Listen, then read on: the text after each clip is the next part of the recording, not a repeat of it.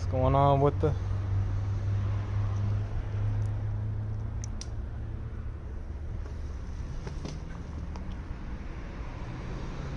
Hope everybody's had a good week.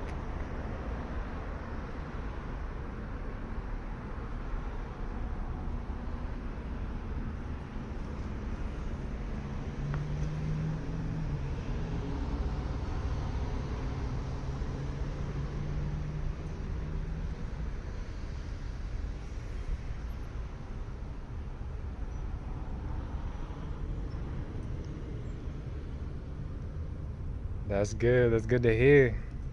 Good to hear. Did y'all get a chance to check out that birth certificate video I posted last night? Well, for me last night. Other people early in the morning, but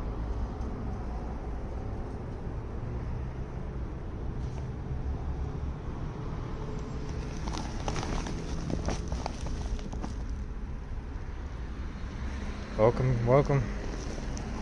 Good to have y'all. Oh, that's what's up. Good to hear. Good to hear. Twice over, okay. Alright. That's real good stuff. I hope it helped, because that part of the process is very seldomly talked about with among most people.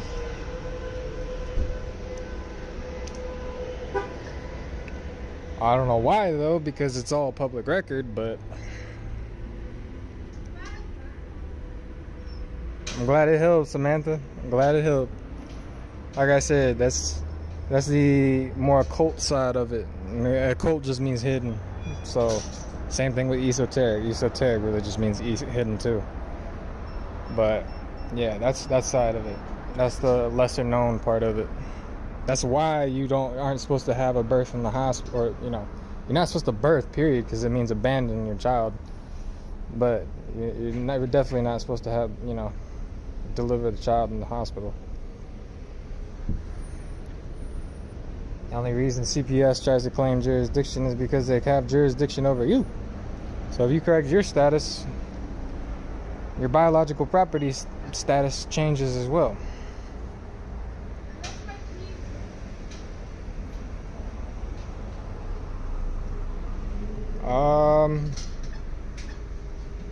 Yeah, I mean, it is a spell of illness. They assume your mom is in. Yeah, you're right. I mean, honestly, the driver's license, when you understand that the body is the vehicle that they're licensing, and you can articulate certain things like that, like, you just got to get other things on the record. Like I said, I rescinded mine a while back, but you got to make sure you have the manufacturer's certificate of origin, because otherwise it is an insurance issue, because they're ensuring that you use it, like they're construing you to be the user of the vehicle instead of the owner, and the state is construed to be the owner. So the real title is the manufacturer's certificate of origin or manufacturer's statement of origin. You gotta do a title search on your car, get the a certified copy of that, and then in the back of that is the original MCO, and then after that you have to go get a replacement one from the manufacturer. Welcome to the chat.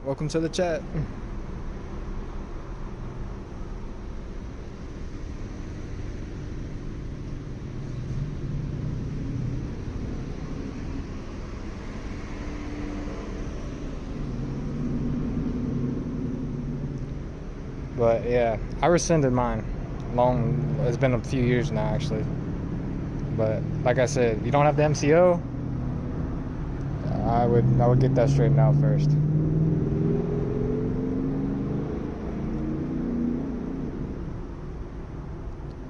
They're not hard to find. You just got to get it reissued. The state destroys the original. That's why you can't find it, because it's destroyed. You either buy the car outright and you get the MCO or the MSO, or you, excuse me, I'm thinking, you either buy it outright and get the MCO or MSO, or you have to do the title search and then go get a new replacement one from the manufacturer, because when they register at the state, they destroy the original and they retain only a digital copy.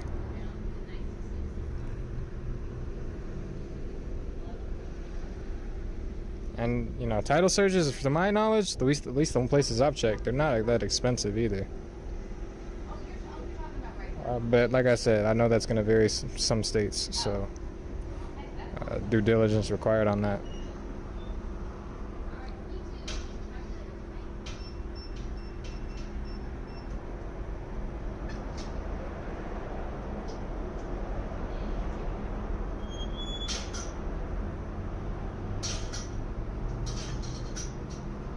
That's good to, hopefully it helped. Hopefully it helped, John, because like I said, you don't try to travel without the MCO, because if you don't have the MSO or MCO and you're trying to say that you're traveling, they're not going to look at that like that the same way, because they own the MCO, or they have the last chain of title to it, so they're going to look at it like they're the owner and you're the user, and it is an insurance issue because they want to ensure that their property doesn't get destroyed. So that's why they claim jurisdiction.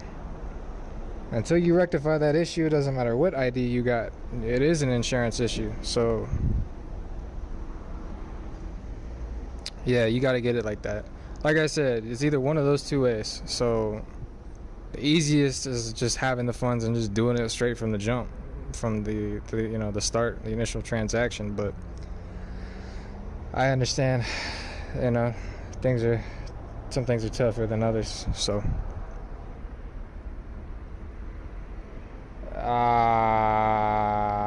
special deposit, like, I don't know what you're referring to like that. Like, when you have the title, you maintain it in trust. Like, the trust owns the MSO or MCO at that point. Like, and I'm not talking about the public trust or the SSTKV accounts. I'm talking about the private, the private Foreign Express Trust.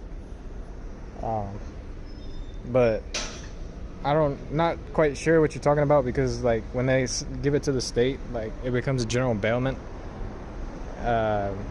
just a regular general deposit, and you lose title to the original MSO or MCO.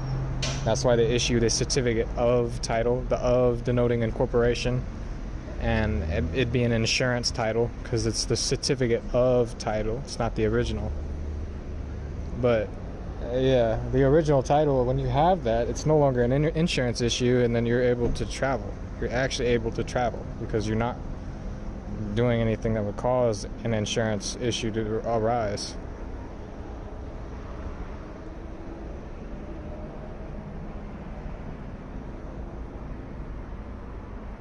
But that is a good question, though.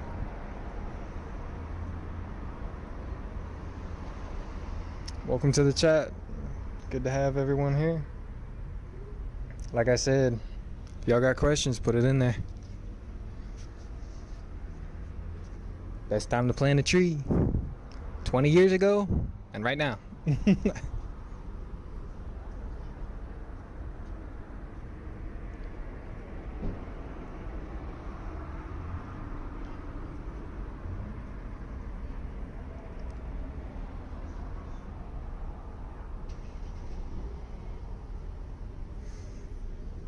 Because, there's a lot of dirty things that private entities like that, claiming to be authorities, do.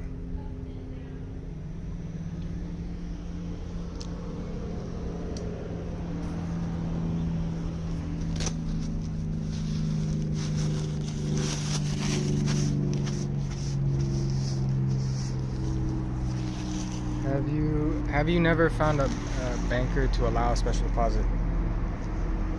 Depends on what you're doing, and it depends on what type of special deposit you're talking about.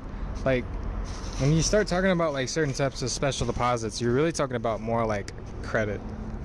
I mean, it depends. There's other promissory notes and things like that. Like I said, there's just various methods to a special deposit. One can just denote the deposit.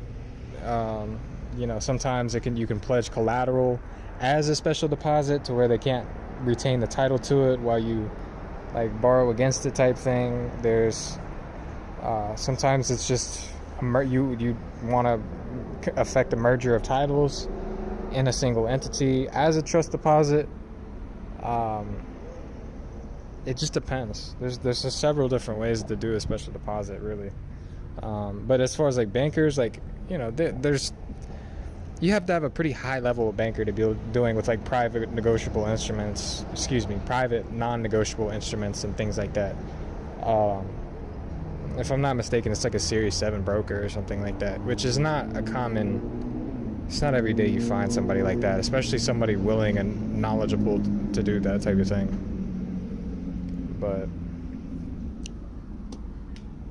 But yeah.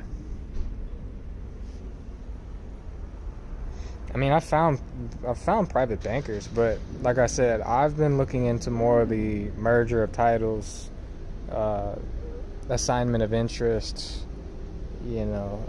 suretyship, things like that in that aspect. So that's kind of more the realm that special deposit is a part of it, but it's how you do it and what it applies to. A lot of times it gets applied as a part of a larger process. That's, so that is something to be cognizant of.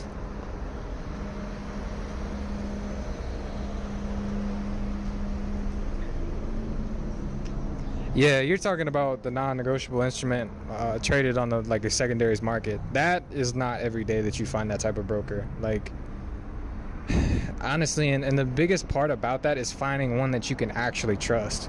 Like, there's a few of them around, but like I said, not everyone is in it to help people.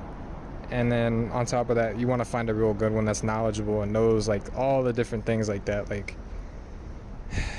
and like I said, when you get to that level, you got to be weary and cognizant of people trying to do, force NDAs and non-disclosure agreements and trying to bind people to secrecy and stuff like that, because there's really no point. John, yeah, you should. You still got to terminate and nullify the whole thing, but you should anyway, to keep them out of your business.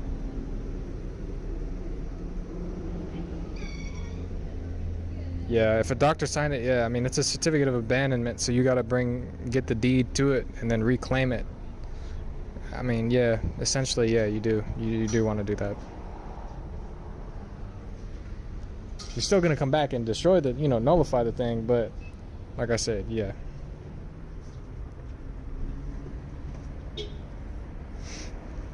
Excellent questions, though. Like I said, if you got questions, let me know. Now's the time. No time like the present.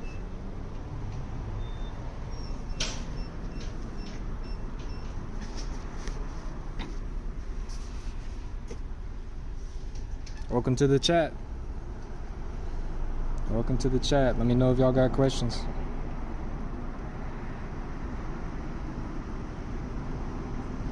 Glad to have everyone on here.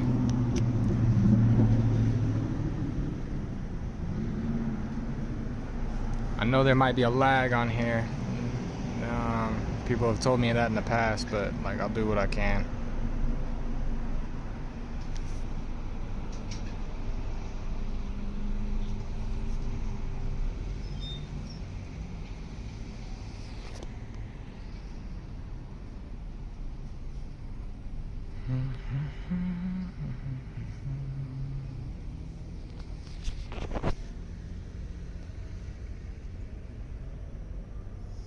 Yeah, the birth certificate is most definitely a death certificate.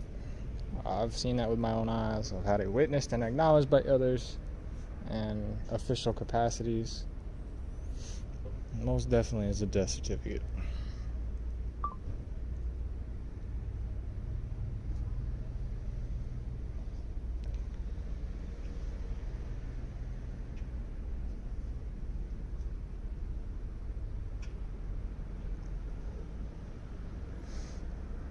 Does anybody have any questions, birth registration process or trust law, estate law, administrative process,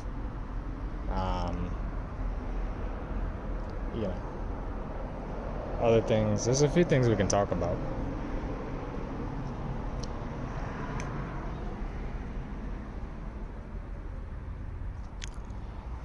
Supposedly, the people that I know that actually got out, I don't know whether she got the soul footprints.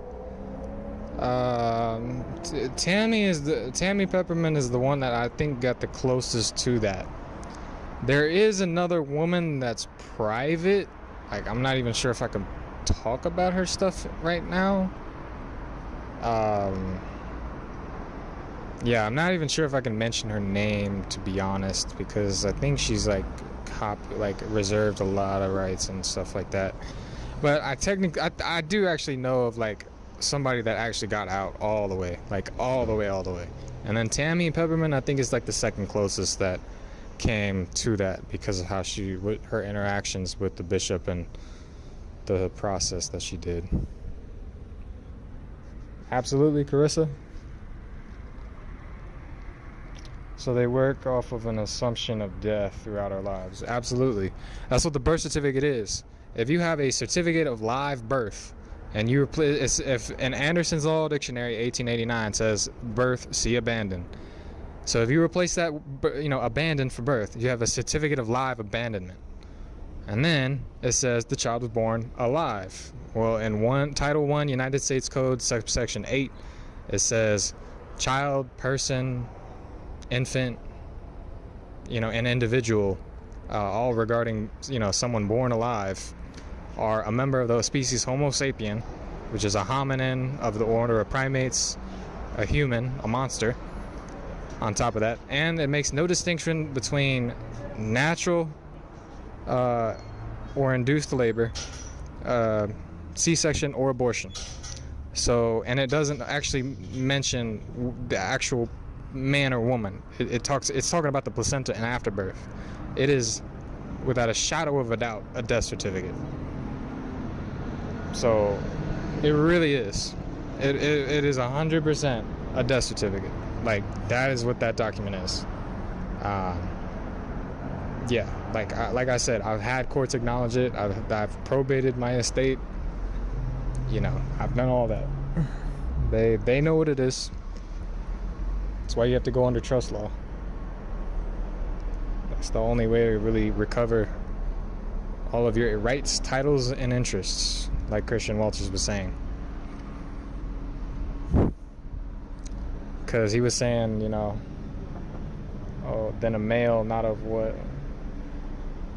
And the other thing too is people gotta be aware. Male and female are the designations of animals. Man and woman are the designation of man, people. Like, you got to stop calling yourself male and female. I know it says that in certain English translations of scriptures and stuff like that, but when you go back to the Hebrew and other stuff, it doesn't have it like that, believe me. So you got to be mindful of that, because that'll get you hemmed up. Saying you're a male, saying you're a female, saying you're a human, saying you're a person, saying you're an individual, even saying child. And when you're dealing with like children in court and looking to reclaim certain things and interests, in your biological property, you have to call them as such, biological property. You can't reference them as children, because children is dealing with the minor accounts. A corporation is a child. An LLC is a child. It's a minor. Can't speak for itself.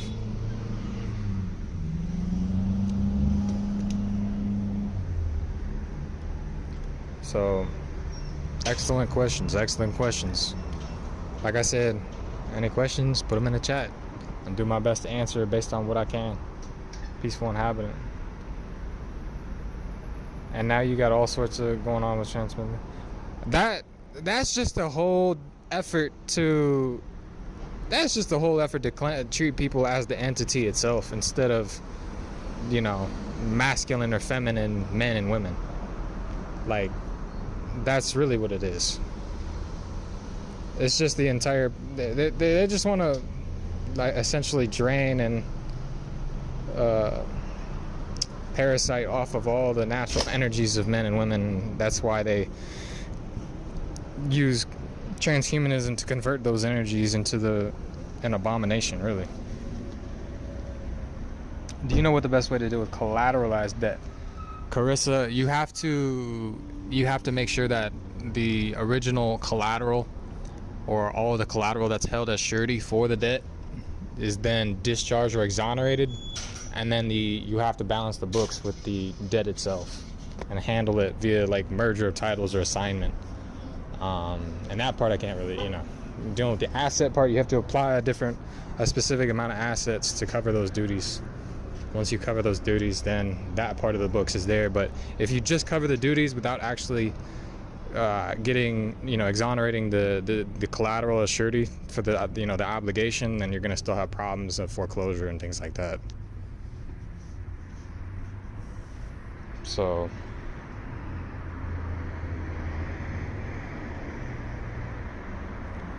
yeah, that is a title. That's the ambassador is a title on an international law level. Jus Gentium and the laws of nations and things like that. Ambassadors is really in kind of more in reference to like foreign dignitaries or like estate dignitaries, because you're a dignitary of your estate or your current state of being. As your state of being is different than their public state of. So you have two different states of being.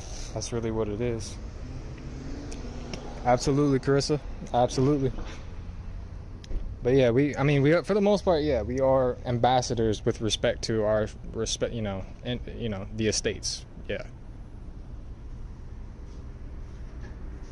Absolutely. Excellent questions, y'all. Excellent questions.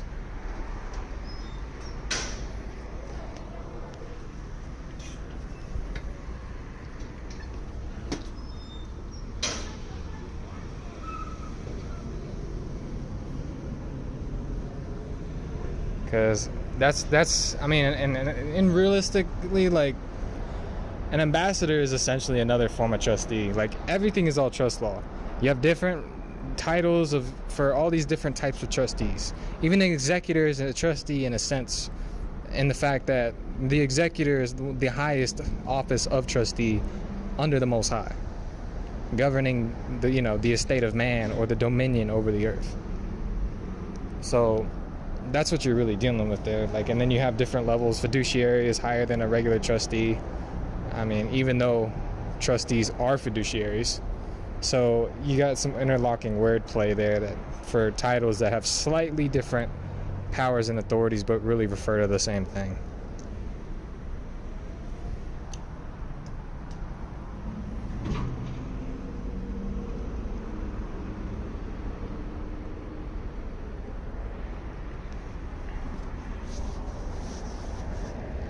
Is a mortgage, if in a mortgage, is the house collateral or is your signature collateral? Your signature endorses and your signature authorizes the collateral to be pledged, because what happens is they use your signature as the pledge of the collateral to secure the debt. So the pledge of the collateral is the suretyship underwriting the obligation itself that creates the security or the secured debt there. That's what it is. So a mortgage is just escrow on a note, the promissory note, but it is tied to collateral via the repayment agreement, the suretyship, and you pledged on that, and that pledged the collateral. So you have to, correct the ownership of the house and certain other things, and like I said, like quitclaim deeds and things like that, and properly holding your estate, in an equitable estate and things like that, and then properly satisfying the duties. So trust law is an update of the estate law. What trust law? Estate law is trust law, but the problem is they've encroached on it with a lot of estate duties over the years through various kingdoms and various administrations. So essentially what trust law allows you to do, it allows you to put it under a specific law form. This is according to the Hague Convention applicable to trusts and their recognition. This was like sometime in the mid 80s, I believe. But by doing that, the settlor gets to choose the law form of the trust. Otherwise, it defaults to where the situs of the the assets, where what is the minimum contact with whatever place or jurisdiction, and then they judge it based on that. But if the settlor already determined the law form based on XYZ, no matter where it is, that's the law form. And in that essence, for me, Congress and the Bible, Public Law 97-280, Congress legitimately acknowledged the Bible as, quote, the Word of God. So they acknowledged and codified that the Torah and the Tanakh are scriptures. And if you know how to prove certain things, you can invalidate the New Testament as well, even just with the Old Testament. So, nah, the collateral isn't the invoice. The collateral is the surety. The surety or the security that backs whatever it is that they're looking for that you pledged. If it's on a mortgage, it's the house. If it's a secured debt, it's the funds you pledged up front. If you got some other type of escrow or something else, or a loan or a pawn for something like that, it's the thing you pawned. Just depends on what it is. What exactly is the collateral? I thought I heard someone mention the other day, the collateral cannot be the house because you didn't own that property at the time of signing. Yes, you did. They transfer the deed to you at the beginning at closing. That's what closing that's what closing is. They everything is prepaid. So for $10, that's what Rob Barter's been saying, $10 on that warranty deed. All this trouble for $10. So, yeah, the installment agreement is what pledges. That's what pledges the collateral. Because they say if you don't make the payments, how can you make a payment when there's no money? So, the installment agreement or the retail installment contract or whatever it's called, it goes under a couple different names. That's what you say XYZ. I'm going to repay this much and at this rate. For variable interest and XYZ for how many years. And if I don't make all those payments and all this stuff on time, y'all can take the house. That's the pledge of the suretyship and pledging the collateral, which is the house, as repayment in the event of default on the debt. So if you don't, and the problem is they accelerate that because they take loans out on that retail installment agreement at the Federal Reserve. Because they get an upfront advance based on the contract, for X number of years and this many installments, so they get a lump sum up front. That's what happens. So, like I said, they transfer the deed to you. Like, how can you pledge a house that you don't own? How could they take the house if you didn't own it first? It doesn't make sense. They gave you the house. All you had to do was pay the taxes on it. The taxes were $10. Well, it might be a little bit more because there's other duties involved, but I can't talk about that right now. But, certain duties that are applicable and adhere to the mortgage itself, the documents. But yeah. Rescission of signature. You're kind of see the thing is people are doing a lot of crazy stuff with rescission. It depends on the situation, and for a mortgage, you got to be super careful with rescission because there's certain things like pledging the house as collateral in the first place. Like I said, there's a couple ways you can go about it. You can either prove that they sold the note because they have to be the holder in due course to foreclose on it, which is done via CUSIP report to prove that they actually sold the original bond or the original security, the note itself, on the secondary markets. But the other, like, if that's too expensive or you can't find a broker, which is usually the case for a lot of people, you got to prove it another way. So you either settle the debt and repay it in full, which is, like I said, I've been handling things like that through merger of titles and trust and assigning the liability to the proper parties, the proper entities, and you know, to where you absolve yourself of the liability, but it still gets performed, because that's all you can do. But like I said, the rescission itself is like the withdrawal of consent due to either usually lack of full disclosure. And when that happens, the status of the parties have to return to that at which it was at the beginning of the agreement. Meaning, if you had the house, it would have to revert back to the, you know, whoever, because, you know, the fraud and etc. That's why you have to handle it according to a certain method. Like, you have to essentially, you know, exonerate the, you know, yourself from the suretyship of the debt, and actually settle, close, and terminate the debt itself. Not just discharge, because then it comes back. Settle, close, and terminate, like Christian Walters was saying. Because when you terminate that thing, or you extinguish that debt, it don't ever come back. Not unless you create another. So, well, yeah, I mean, only someone living can actually sign a mortgage. Because what does mortgage mean? You have mort and you have gauge.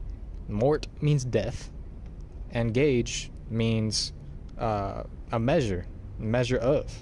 They say, how much debt do you want to take on? How much death do you want to take on? That's what mortgage means. That's why they see how much can you afford, because it's a measure of death. How much death can you take on without absolutely dying? Yeah, that's why it's called a death pledge. But you know, that's not like directly translated. That's why people have to understand what that means. You have to translate it directly, and then you can get the colloquialisms later. Yeah, in essence, I mean, debt is a sin. But the other thing is too, they're not operating how they're supposed to be. Every 7 years is supposed to be a release, you know, a year of the release of the Most High, and every 49 a jubilee, restoration of properties to redemption. But read more about mortgage. Honestly, the only reason I understand mortgages is because I understand the underlying concepts. I studied trust law, I studied suretyship, I studied exoneration, I studied subrogation, I've studied insurance, like civil, admiralty, clerk's praxis type thing, to really get a good like understanding of that type of stuff. Merger of titles is one. Gilbert's law summaries and corpus juris secundum. Assignment of interests. That's just understanding what the different parts of a trust are. Sestike Viax and Weiss Concise Trustee Handbook. Understanding what a general assignment is, like securities are considered interests. What else is good? Like I said, suretyship is a huge thing. Pledging, understanding pledging and that type of thing. That's scripture. That's all purely scripture, really. Like Leviticus 6 and Proverbs 6, things like that. Yeah. Suretyship, I learned about suretyship from, honestly, the scripture. Like the Torah. And the Tanakh. I learned about it from Leviticus 6 and Proverbs 6 for the most part. Proverbs is like one of the best books, like seriously. Proverbs, you know, that, yeah. Proverbs and Leviticus, like, people underestimate, like, those are really codified actual statute, like the real statutes and ordinances, like, that are already ordained by the Most High. Absolutely, Carissa. Absolutely. But yeah, that's how I found out about this stuff. Like, there's a couple interlocking concepts that go into that, but once you understand those underlying concepts, you see the bigger, you know, workings of it, how they play into each other, how they tie together via the different methods. And like I said, it's not hard. It's just how do you deal with it. You just do everything in good faith. They say you owe, well, handle the debt. Settle, close, and terminate the debt properly with the applicable amount of assets. If they say you pledge the house as collateral, yeah, I would make sure you get exonerated from that and you properly take that out of the proper way and lawfully out of their hands, because it's already yours. Everything's already prepaid. You just got to take care of the taxes and then settle the books. You pay the taxes? Shoot, the IRS is your best friend. And then what is that other company going to say? They didn't file a capital gains tax on the note, so you're in a way better position than they are.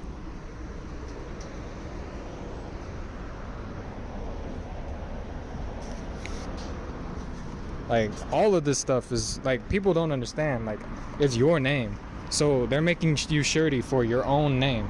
But the problem is, you got identity theft going on because you don't know what they're doing behind your name, or in the background, like, and how many debts they're putting in your name. So you gotta be like, understanding that, and understanding how they tie, and like they get accounts on margin, and getting basically taking out loans and different things to be able to trade on notes in the stock market and make the capital gains on like, if you understand that, and you understand that those different notes and issues are OIDs, like, and you just properly report the OIDs and actually pay the duties and pay the taxes, like, you're following the laws. Like, if you pay the taxes, actually settle and close and terminate extinguish the debt, what can they say? You're taking care of the duties. As long as you balance the books and make sure it balances with them, what can they say? Right. You have to keep your hands clean. That's the entire point of this. That's part of equity. Like, you have to keep your hands clean. He who comes in equity must come with clean hands.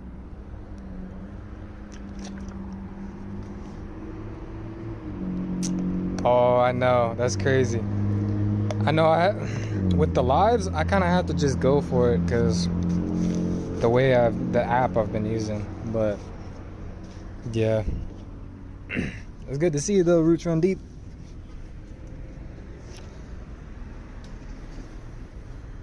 But yeah, they are like they are master accountants. Like I spoke to that private banker, and he was saying, like, it's not just GAAP, like the generally accepting accounting principles. He said that's kind of more of a cover.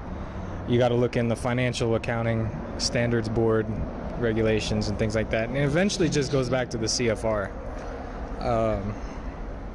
Reading the CFR and all that stuff and understanding how that works. Absolutely, clean hands. So, that type of thing helps a lot. But like I said, just understanding and reading those different things and understanding how these concepts tie together. And, the concepts themselves aren't really that hard. You just kind of have to know them know them enough to see them and where they actually are and how the true nature of transactions. Because once you see it, it's just there. Ooh, that's good. Operating circular 10. All right. Yeah, the Fed's circulars, yeah, those are definitely good. Yeah. But, like I said, suretyship is what got me into this. So, like I said, understanding how to make good the bonds and deeds and of the certificate of live birth, who it was even owed to in the first place, it's really owed to the Most High. When you think about it, Most High paid the ransom. All you got to do is acknowledge the Most High and do as the Most High already ordained, and established according to the laws, commandments, statutes, and ordinances in the Torah and the Tanakh. You do that, what can man say? The only one you have to account to is the beneficiary. Who's the beneficiary? The Most High.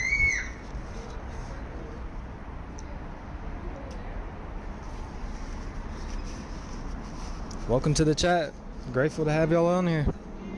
Like I said, let me know if y'all have any questions, like law, equity, suretyship, pledging, collateral, assignment.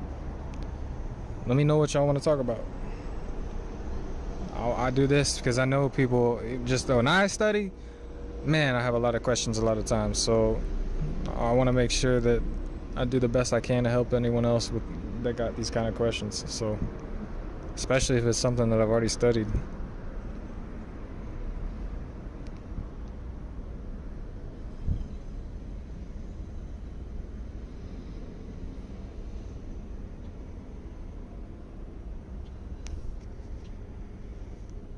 So,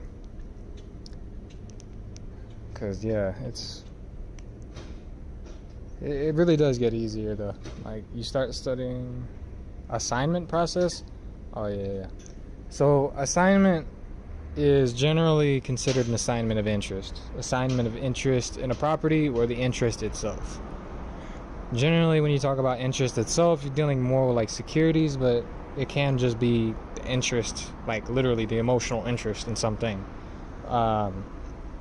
And it can also be an interest in property, like a percentage ownership interest in. So when you talk about assignment, an assignment can be done one of a couple ways. One can be done through the UCC or a non-UCC to give notice in the public. Another way is, there's other private assignments, can be done through endorsement, through, and delivery of the note to party. That also can affect an assignment. It just depends on what you're doing. But those are like two of the most common methods of assignment. But it just denotes an intention to transfer an interest in property. That's really what it's there for. Because when you break the word down, it's as and sign meant. So you have like as a symbol or sign of the meant or mental state of the intention or the willingness to transfer an interest in property. That's really what it's there for. So, but yeah, that's essentially assignment in a nutshell. Like, it's kind of I know there's more that goes into it, but just for brief explanation, that's kind of how I describe it. Yeah, and it does fall under merchant law, but like I said, not every type of assignment falls under merchant law. So BC sets up surety, so does SSN, the public right. Absolutely, because it follows the process of identification in psychology. Now, Freud was one of those, like, this is the German. Excuse me. He was a German psychologist that implemented these different things that were very clearly used in establishing this entire system of identification. Because when you go to the Geneva Convention, it doesn't say identification card. It says identity card, meaning that is the identity. When you look at how it says surname, comma, first name. Whereas on a lot of these documents, and it lets you put it in. You are supposed to identify it yourself. What's going on, one wise lady? So, the birth certificate, yeah, I mean, it sets up the surety because they use the afterbirth and placenta to bind you to the contract. It holds your same DNA. It holds the same, you spent, 9 months in it. So, and then they steal it. That's why you have the stork and the heron with the baby in the knapsack. That's why you got all these stories about, all even in Mario. I've seen that same references in like the different like Super Mario games. Like it's in there. Like Yoshi, was it Yoshi's Island or something like that? I think that's what I played that had that in there. It was like a Game Boy Advance game. It was kind of crazy that it was like that, but yeah. And then SSN is a Mortmain account, so it's a escrow on the original application. It's both debts owed, so yeah, they are both suretyship things. I was watching a video from last night on Public. That's more of like a UK jurisdiction type thing. Goes over there. That's how it's handled. That's just because there's a specific form. Now, mind you, equity looks to the intent or the substance rather than form. That's why I like exclusive equity. So, but as far as the legal side, the illegal estate, as far as I know, that does apply for UK jurisdictions because it is proof of life. And that's something that they don't like to talk about over here in America, because if people in America knew that they have to fill out a certificate of life for pension funds, they would start looking at their 401ks and IRAs differently. But yeah, no, I mean that's it. I mean, that as far as SKV papers, there's a certificate of life that goes along with what I had did, and what I had help with and assist with. So that is essentially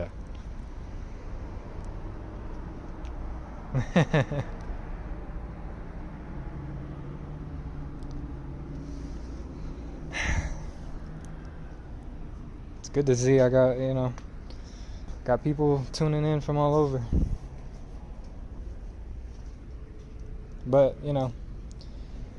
the reason why it's even like that is because Britannia here in America was a wide and ruling empire until it fell due to the British Jacobites over here in America falling due to just essentially turning away from the Most High. But absolutely, it came before. There's no other law form other than trust that's higher. The Most High entrusted the dominion over the earth and the animals to Adam. And there were two different Adams. One in Genesis 1, one in Genesis 2. The Genesis 1 was made by the Elohim, or the angels. Genesis 2 was made by the Most High. They were both called Adam in the manuscripts. But there's a maxim: equity abhors forfeiture. So what did a lot of those other things, other beings and creations do? They did not serve the Most High. So they would be blotted out. And being that they had the same name, those same things fall to the Adam of Genesis 2. So, but yes, absolutely. Exclusive equity. Equity is the spirit of the Most High. The Most High is the Most High of spirits. Equity is a possession of the Most High. Wisdom is a possession of the Most High. Understanding as well. Absolutely. What's going on, Christine? So, 100%. Exclusive equity all day. Because trusts have cognizance solely in equity. So how are you going to get a trust recognized if you're not in equity?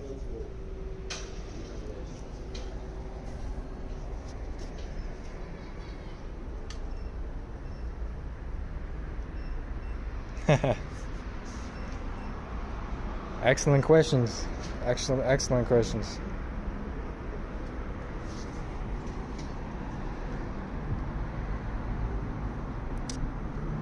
I mean, but like I said, you got a couple things. If you're talking biblically, there's a couple things going on. The Jacobites, copper-colored Hebrews, the so-called black Americans today, they, unfortunately, and I'm not saying just to single them out. I'm just saying every nation on earth has completely gone away from the Most High at this point. And it's the duty of the remnant of every nation to return to the Most High. So, but, yeah, I mean, there are plenty of accounts of them, the British Jacobites under Roman Britannia turning away from the Most High and essentially losing the empire. You watch Code Geass. It's kind of an example of this. However, you got to be mindful of Psalms 83. Psalms 83 denotes all the nations that sought to go against the ways of the Most High. This is the Hague Convention. The Hagarians, the Hagarites, Hagar. It's the same biblical name. So, I mean, that's what's going on. I mean, it's not like it was just one people that sinned so much and all this stuff, and we're so there's a conqueror and someone that went and conquered someone's lands in every bloodline and across the world. The biggest thing now is correcting your own ancestors' mistakes, owning up to everything you got to, and breaking all the generational curses, and getting your inheritance so that you can, you know, start a new paradigm and be fruitful. That's the entire point. It's really to, you know, understand, you know, what was wrong, why it went wrong, and to correct the matter so that it doesn't happen for future generations. That's the real purpose of it. It's a lesson and it's a teaching. Like, there was a point that had to be made, but everybody's ancestors got us into this for a reason, because they did things that went against the Most High's laws. Welcome to the chat, everyone. Grateful to have y'all in here.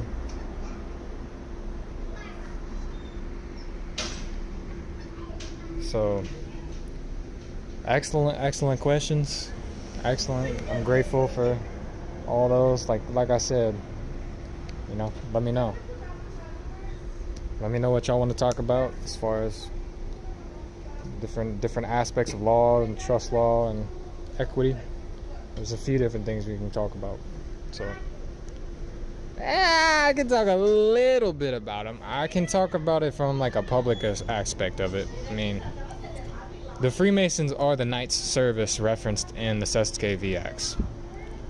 And all this is public record, so not much anybody can really say about it. It's just not widely known. But that's why you have certain places like Knights Malta, Knights Templar, Knights Hospitaller. Knights Hospitaller is where you get the hospitals from. So, yeah, I mean, if the Masons are the hidden hand that everyone keeps referring to.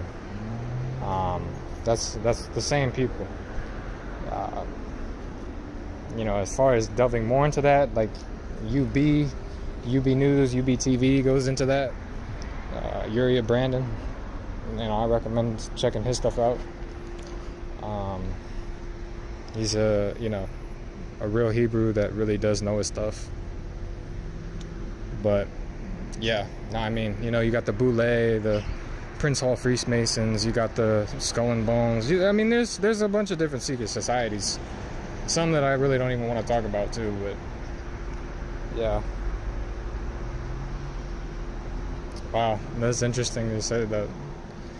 Yeah, I mean, Masons are, when you look up Prince Hall Manly P. Hall, I mean, Manly P. Hall basically stated that, you know, they worshiped Lucifer, essentially. I think I had that in the Alexandria video, if I'm not mistaken. So if you check that out, I think it's in there, that quote by Manly P. Hall. But yeah, Demorle. I'm not sure what you're talking about on that. Demorle? I don't know what that means. I don't know who that is. Good to, yeah, I'm glad you liked it, David.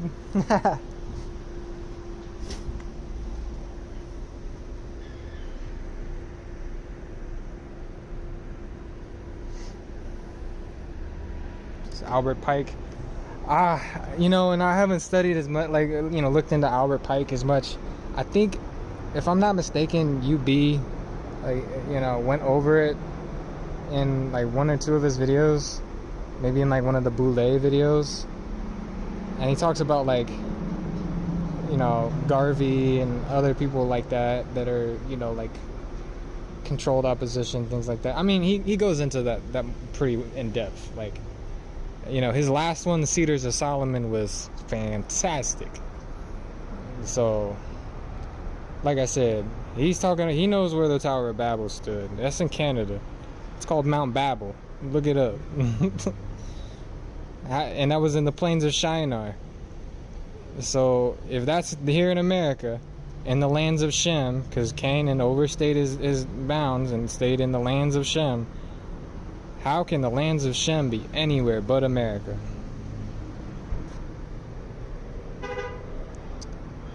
Yeah, I get it, Christine. There's a lot going on.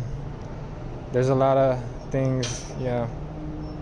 The biggest part about it is just, you know, learning and understanding true history, true knowledge, finding out why and how, and just understanding to a depth that you can articulate it or move with it, and that's how you help. Like, It's not really wisdom and understanding. No vice shall prevail against wisdom. That's wisdom of Solomon.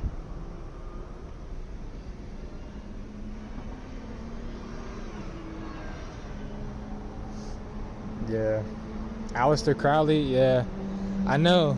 I don't even like him, but he knew the occult stuff quite well. That's one thing they do know. They understand the inner workings of some parts of the universe, but do they understand everything? No. I keep saying this is where I live, is New England. Ohio is part of Egypt. Absolutely. Absolutely.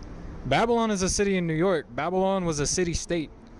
Same way the District of Columbia owns, quote-unquote, owns a lot here as a municipal corporation. It's the same thing. That's what feudal law is. You're dealing with warring states. Most banks are trusts. Yeah, absolutely. Absolutely they are. Because they have to be able to hold certain types of deposits and be able to account for certain things in the ledger.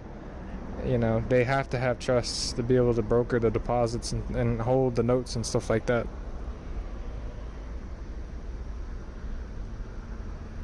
Burness Speakman. Okay, I'll check it out. Burness Speakman. Alright. Love an hour and a half from New York. Hey. Yeah. Is that a city you said, Love? You talking about Philadelphia or something? Or?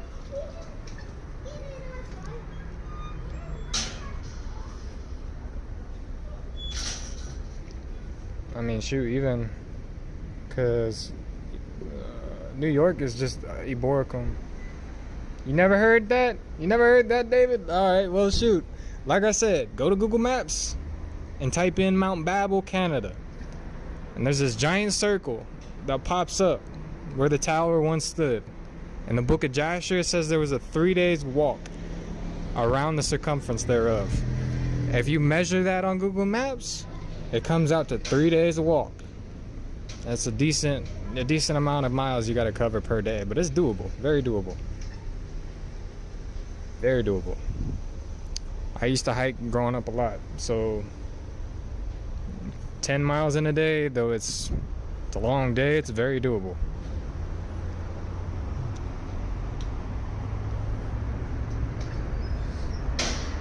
Absolutely.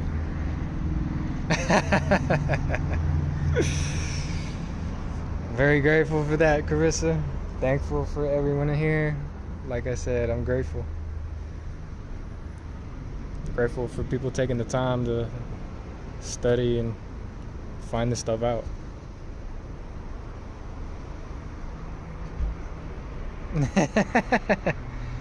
Hey, the eye in the pyramid is just, well, it's a couple things. It's the eye, but you know, that's just their eye of Horus and all that. Like the capstone, that's what the Moor's hat is representing.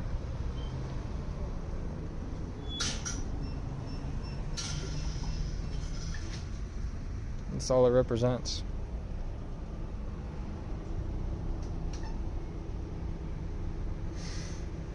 Yeah.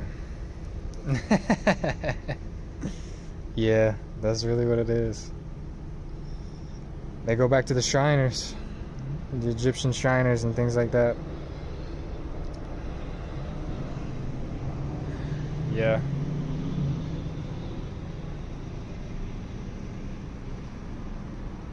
But yeah, I mean, the Masons and the Templars and the Knights Malta, Knights Hospitaller, those are the knights in service that hold the lands, tenements, and hereditaments of the Sestkv Acts in chief. This is why they hold certain knowledges. Golf courses, can you speak on those? Yo, that's so crazy that you're talking about that. Okay, well, Christine, honestly, like, golf courses, most of the time, golf courses are either ancient burial mounds or like ancient sites that they, you know, because the other thing that people don't realize is that like a lot of the, you know, the actual like American sites were underground, like houses, you know, when they reference hobbit holes in the Lord of the Rings, it's like like that, you know, when they call them mound builders, like that's because they built underground. And realistically, it's way more efficient. Because if you build most of the house underground, like, it stays about 50 or 60 degrees all year round. You don't have to worry about, like, you know, HVAC or certain other things, because the house is naturally cool. Like, and then you don't have to worry about so much about it falling because it's already in the earth.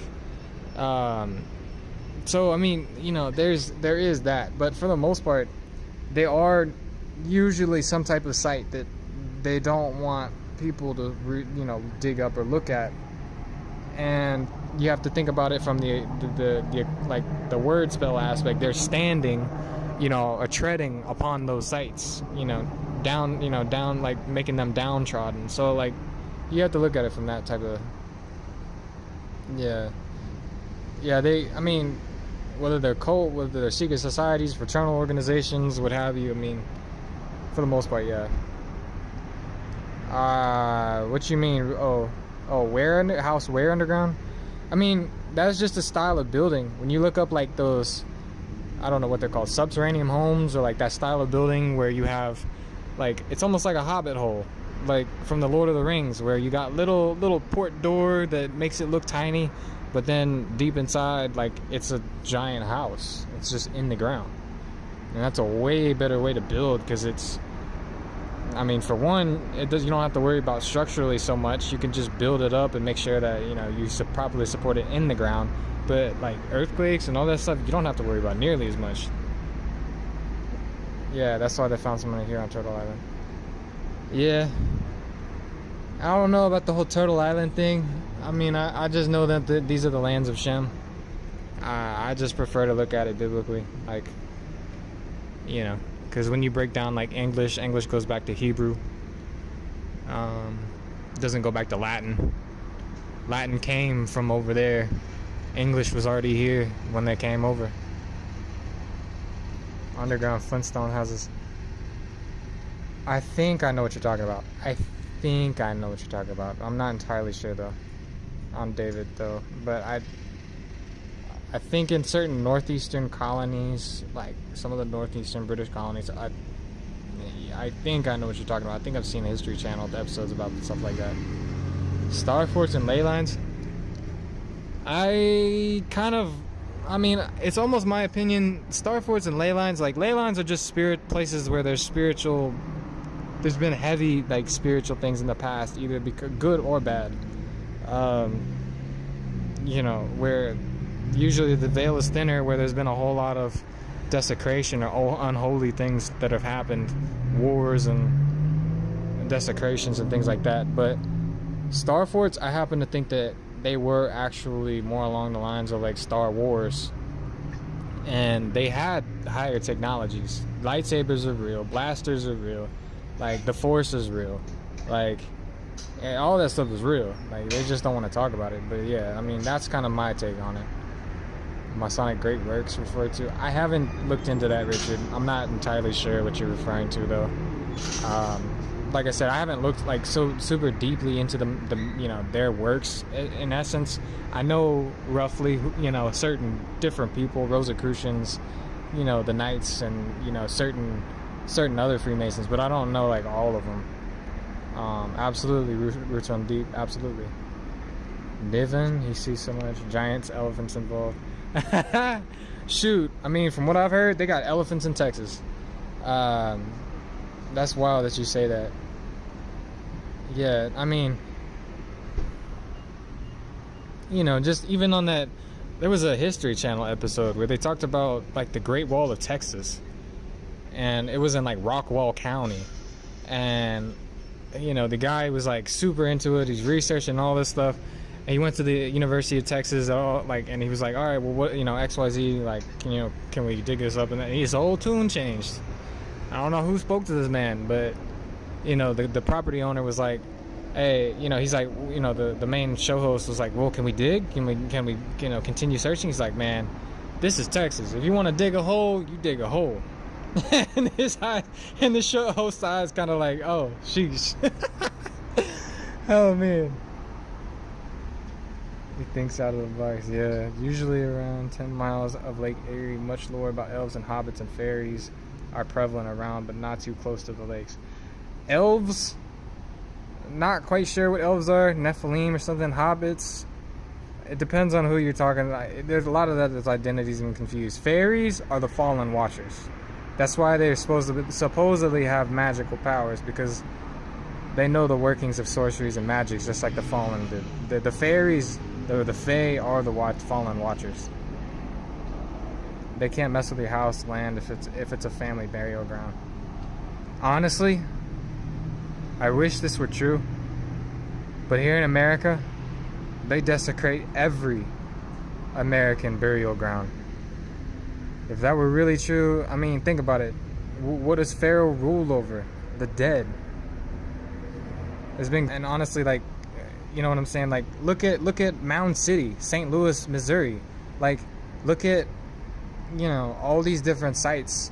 Like, look at, you know, what they did in the Grand Canyon with G.E. Kincaid and Smithsonian. They literally dumped barges full of Egyptian artifacts in the sea to get rid of them, because they had so many artifacts that they couldn't get rid of them any other way. And then on top of that, they labeled all of them BLM land, and like like UB said, they're unwittable. Oh man, 14 miles of super collider. Sheesh, I didn't know they had an LHC. Oh, I'm definitely have no interest in going back to there. What? Yo, they got a superconductor out that mug? I did not know that. Did not know that. I knew they had one in New York. I did not know they had one there. Wow. Alright. Lone Star State about to be the lone circle to hell. Sheesh.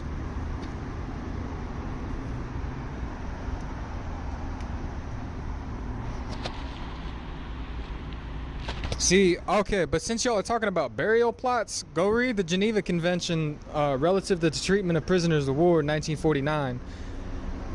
42 USC 1716 basically acknowledges the applicability of the Geneva Convention relative to the treatment of the prisoners of war. And then there's certain articles in the Geneva Convention that talk about burial of deceased prisoners. Look that up. Yeah. They also have Agartha. I mean, like Shambhala or the inner earth, the hollow earth theories. Like, I don't necessarily think it's...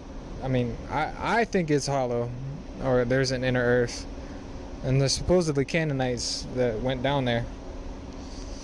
But I believe that the earth is on a flat plane under the firmament, like it says in the scripture. You can bury in the yard. That's good to know. I didn't know that.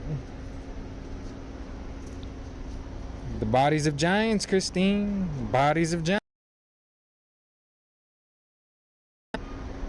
Petrified rocks. You got mountains that are the faces of giants. I mean, yeah, that's real stuff. That's real stuff right there.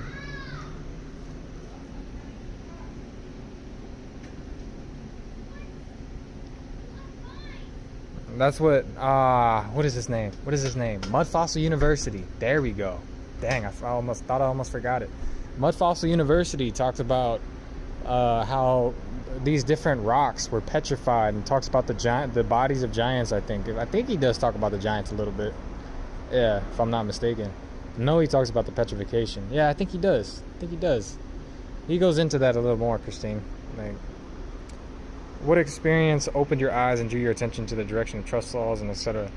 I learned the name of the Most High. That's how I did. That's what I found out about the straw man, the law, the estate, the name. I learned that, somebody told me that I needed to follow. We were supposed to follow 10 Commandments, and it shocked me awake. I was like, what? And so, shortly after that, I found the name of the Most High. Exodus 3:14, I am that I am, Haya in Hebrew. Thus shalt thou say unto the children of Israel, I am hath sent me unto you. So that's what woke me up. And then I had to deal with a divorce with my ex-wife, so I rescinded my signature on the contract, on the license, and then I got the marriage annulled. That's what woke me up. So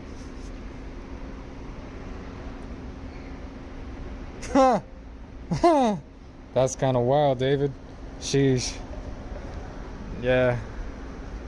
I mean, there's Illinois is little Egypt or Upper Egypt, and you got Memphis, Tennessee, Lower Egypt. That's why they still got the Bass Pro Pyramid there. I've seen it with my own eyes. I've been to the top. Memphis, Egypt is Memphis, Tennessee. That's the original location. Cairo, Illinois is the original Cairo. That's wild. Shoot. What else? Like the upper California, and especially the mid to upper parts of California, Oregon, Washington. That's Lebanon. The Cedars of Lebanon. Hey, there we go. All right, Amanita. Yeah, the Torah and the Tanakh is a trust indenture, retaining the beneficial interest for the Most High, and entrusting man as the trustee of the trust. Most High is the grantor, the king, and the beneficiary. That's why the Most High retains controlling interest over the trust. That's where the original form of trust came from. Free Guy? Yes, I have. Yes, I have. That might be process of an AI. Now, there's several other shows that talk about that. One is called Sword Art Online, Alicization, talking about Alice, like making everything like Alice, Alicization. That talked about it. There's, what is it, 13th Floor, I think, if I'm not mistaken. Like, it was a 1999 movie. Talked about simulations. There's a series, Westworld. That's a gruesome and gory show, and I really don't recommend it, but if you got the guts for it and stomach for it, like, you know, it talks about what the Agenda 2050 and how they want to replace everybody with robots and clones. What's going on, Niles?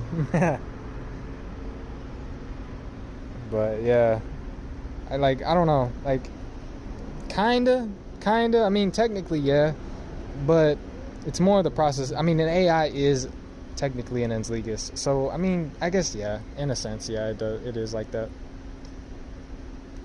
I guess you are, yeah, in a point, yeah, Richard, you are kind of right. Westworld was crazy. I don't recommend it. It's gruesome. I stopped watching it because it was just more the same thing. I got to like the second season, I was like, all right, this is enough. This is definitely the same thing. Yeah, I get the point now. Like, they already got those things walking around. That's why they got the movie, The Creator, with all the robots going on the football field and all that. Like, I get it. I've already seen them in real life. Shoot. People don't... there's a misconception there because of Christian doctrine. Like, when Judgment Day happens, there's going to be judgment on the righteous and judgment on the wicked. The righteous will be given the reward of their hands, and the wicked... there is no reward for the wicked. They get destruction. So it says in the scriptures that the righteous will live out their days and serve the Most High, and the wicked will be utterly destroyed. So hey, yo, the corporate version of a blue shirt guy. Yo, that blue shirt, oh man. Yeah, that move, Free Guy, was hilarious. Like, Ryan Reynolds is, yeah, he's pretty funny. Yeah, man. Yeah, that one was pretty funny. I mean, that was pretty corporate. But he made a very important point. You know, you have to win the game doing the right thing. There's no other way to win it. That's the entire point and test. You have to win the game. It's not just winning the game, it's how you win it. That's why you have to keep clean hands. Because if you don't do it right at the end of the thing, you're just gonna regret it. That's why it matters.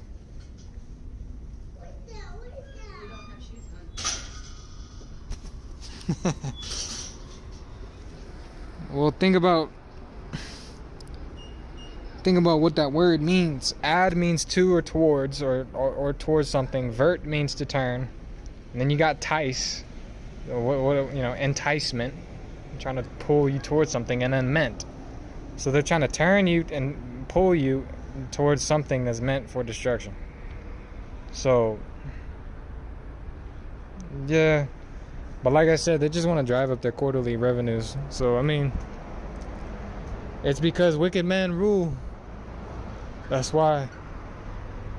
The only thing you can do is change the way you operate. Create an environment based on your dealings, your good things. Just because you run a business does not mean you gotta advertise like that. Like, there's different ways to run a business. Believe me. Yeah, but it is materialism because that's their God.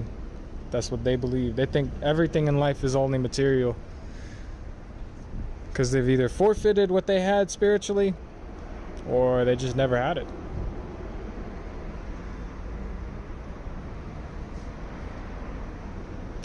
But yeah, that's why the world is like that.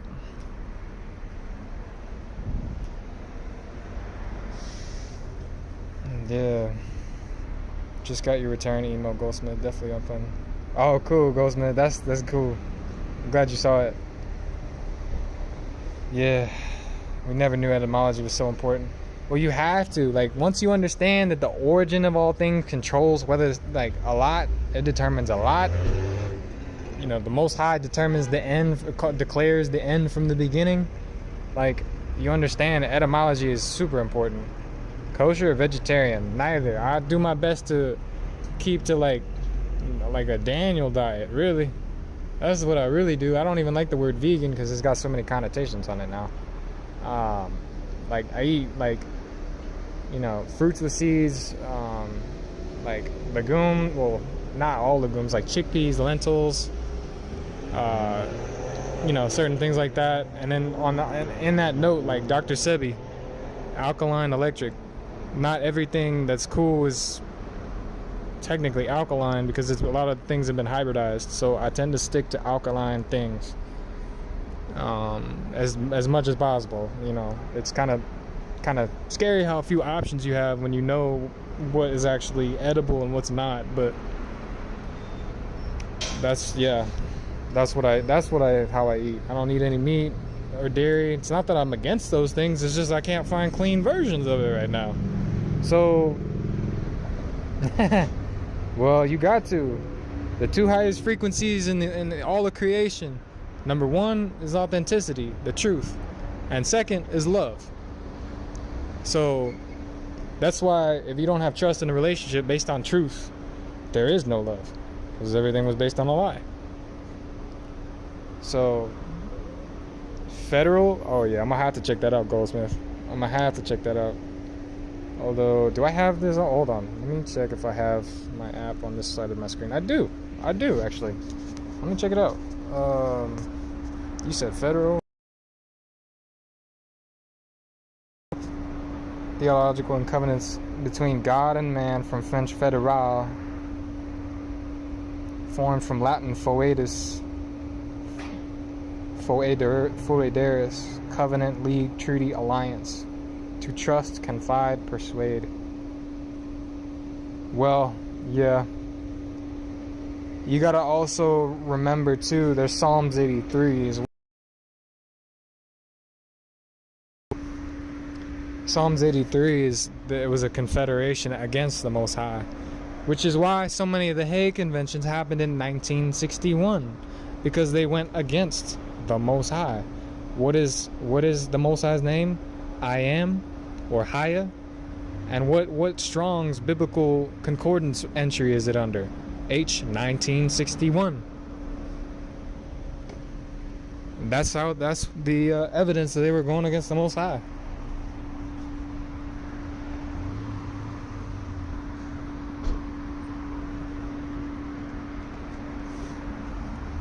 That's good to note, though.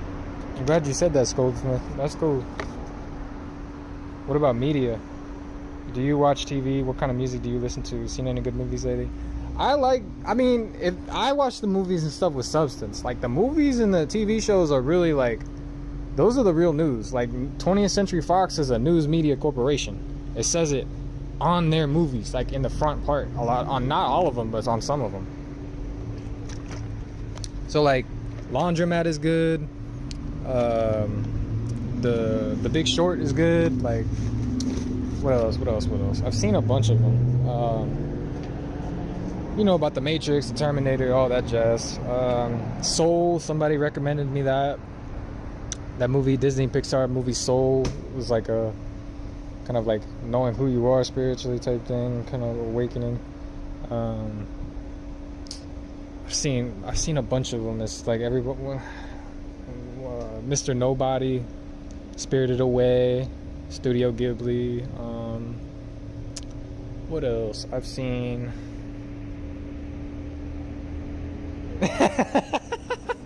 I've seen a bunch of them. Doing my best to think right now. Like, I watched a bunch of anime. I'll talk about that in a sec. But, what other movies? I mean, there's a bunch of crazy. There's like shows like From that talks about like the void and sorcerers and what they do with people. There's Silo, is pretty good. Talks about how underground, like a whole society could be established underground in a bunker. Do you think the years that they do all these acts and treaties are predetermined way before the event? Well, when you consider that everything in creation is already declared beforehand, I mean, I do think that, yeah. Have you watched The Postman with Kevin Costner? If it's interesting, read between the lines. I have not watched Postman. It sounds interesting just from the name.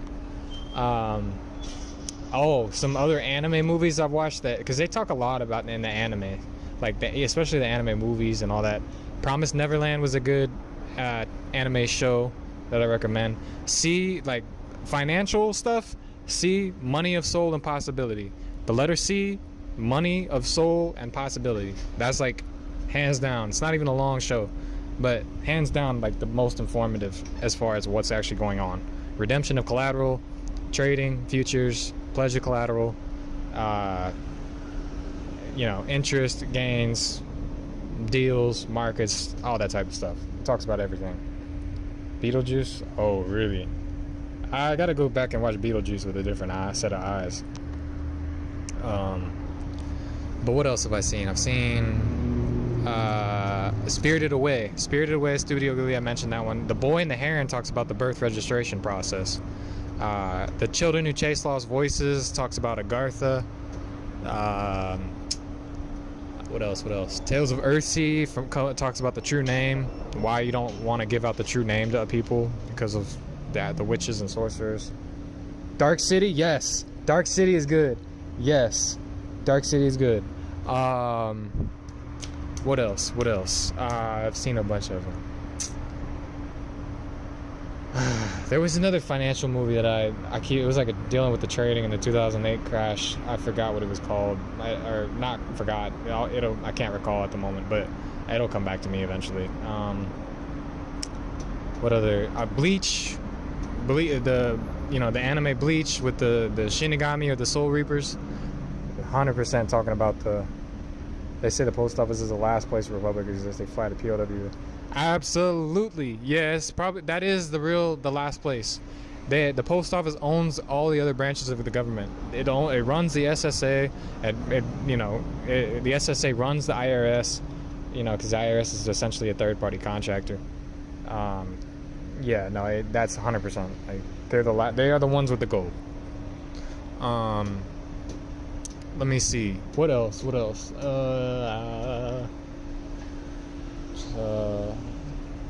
If you really want to be shocked awake, Made in Abyss.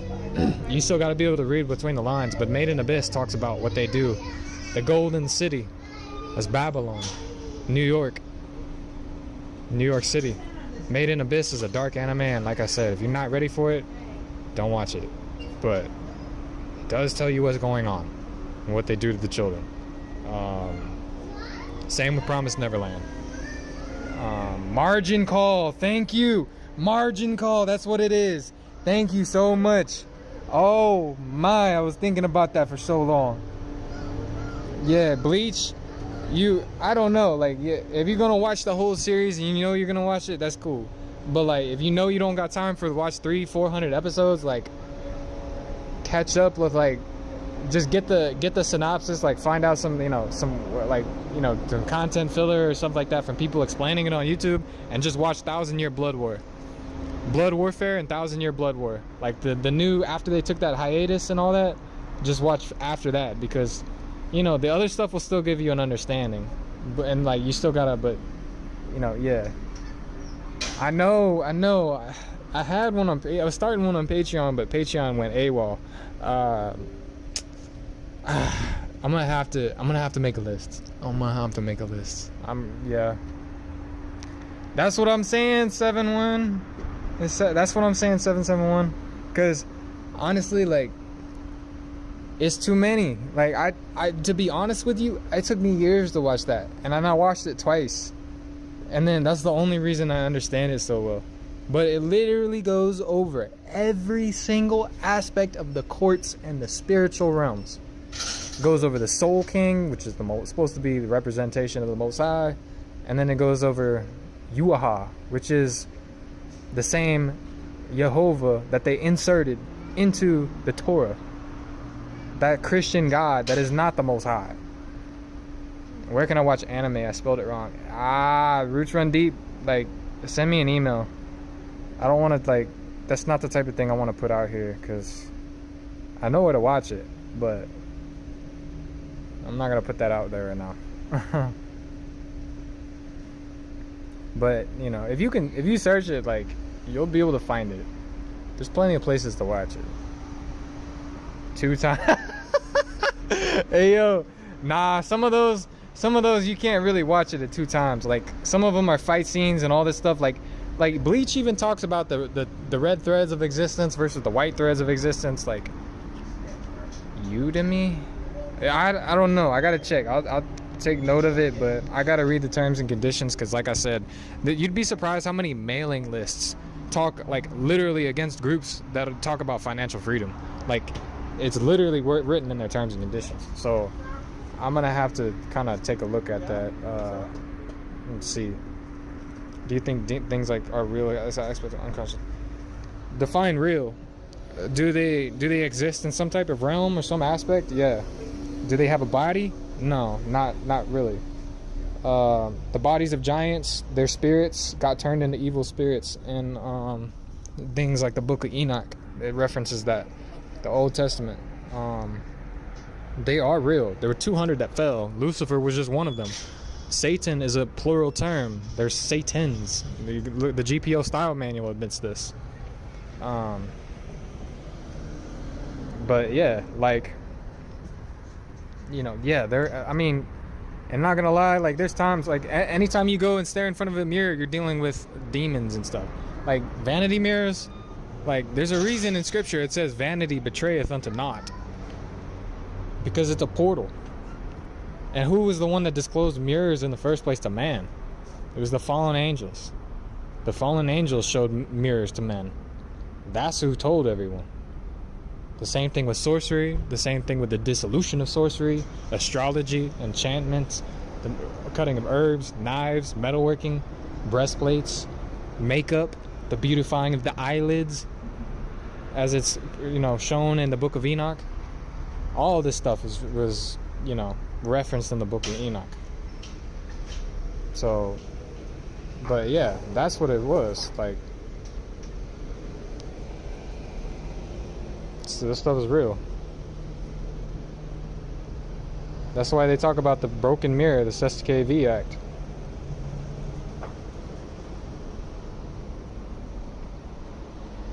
Any other questions?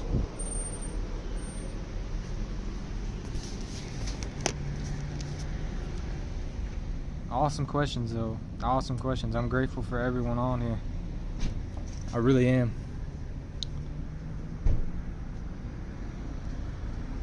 Because there would be no live without everyone on here. Like I said, I'm grateful.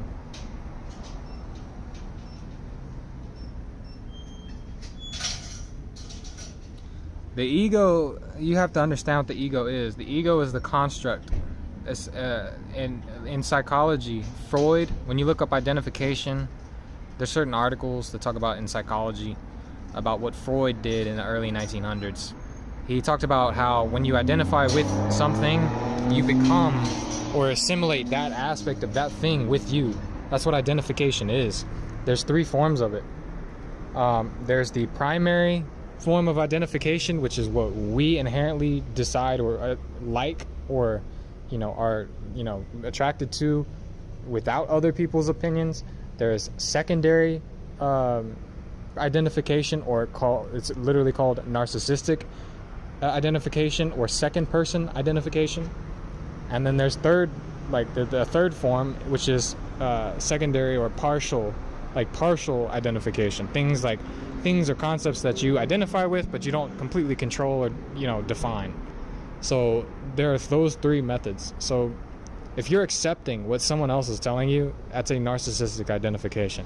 The birth certificate, driver's license, social security card, these are narcissistic identifications, because someone is telling you who you are instead of you telling them.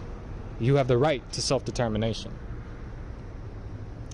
Not really. I don't really think the King James was looking for that. He had a whole book on demonology. Go look, just type that in. King James, Book of Demonology. There's plenty of TikToks about that too. Oliver Twist. Oh wow. Yeah, no, I did read some Oliver Twist growing up. Are you a King James Bible guy, or do you do a translation straight from Greek or Aramaic? Now, I can only infer from what you're saying right here, like the Torah and the Tanakh were never written in Greek first. They were written in Hebrew, then translated to Greek in Alexandria, Virginia, or at the time it was Alexandria, Egypt, in the same locale. The reason I like the King James, and I don't like every King James Bible version. I like the 1611 KJV in particular because it's considered the authorized version, printed via the privilege of the crown, meaning it's a certified copy and can stand in court. I've heard judges will write in the margin of a document to escape liability, and if the document has too much truth in it. Yeah, they do. Judges have all types of ways to get out of shit.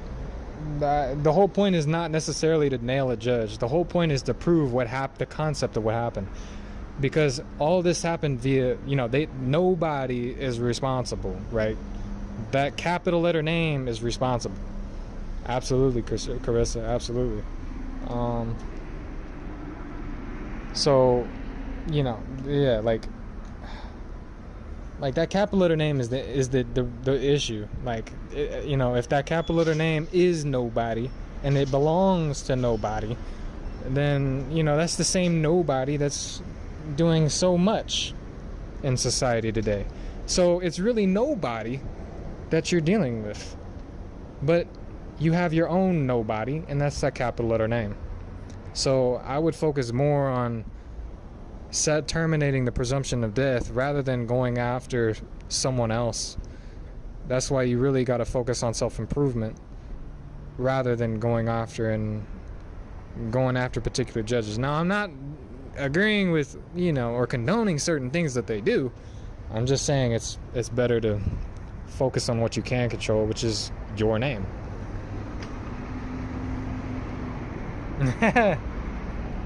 Absolutely, Joe. Niles, Egypt. America's Egypt.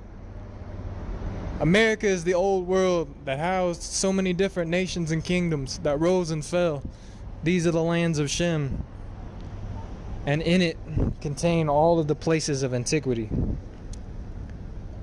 Most of them, at least. There are some places that are still referenced in antiquity that were actually in other places. But Greek was here in America. Alexandria, Greek or Rome, Alexandria, Virginia.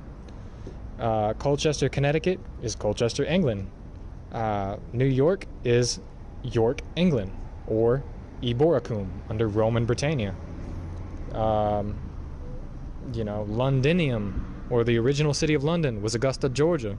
It has its own Hyde Park. It has its own river, the Savannah River, and it's known there, under British colony. Once you remove the birth certificate from system's charitable trust, what can you say about becoming back into commerce through an unincorporated association? I don't really kind of go with the whole unincorporated association. I prefer trusts. As far as re-entry, like withdrawal and then redeposit or re-entry into the system, like, I want to be out and stay out.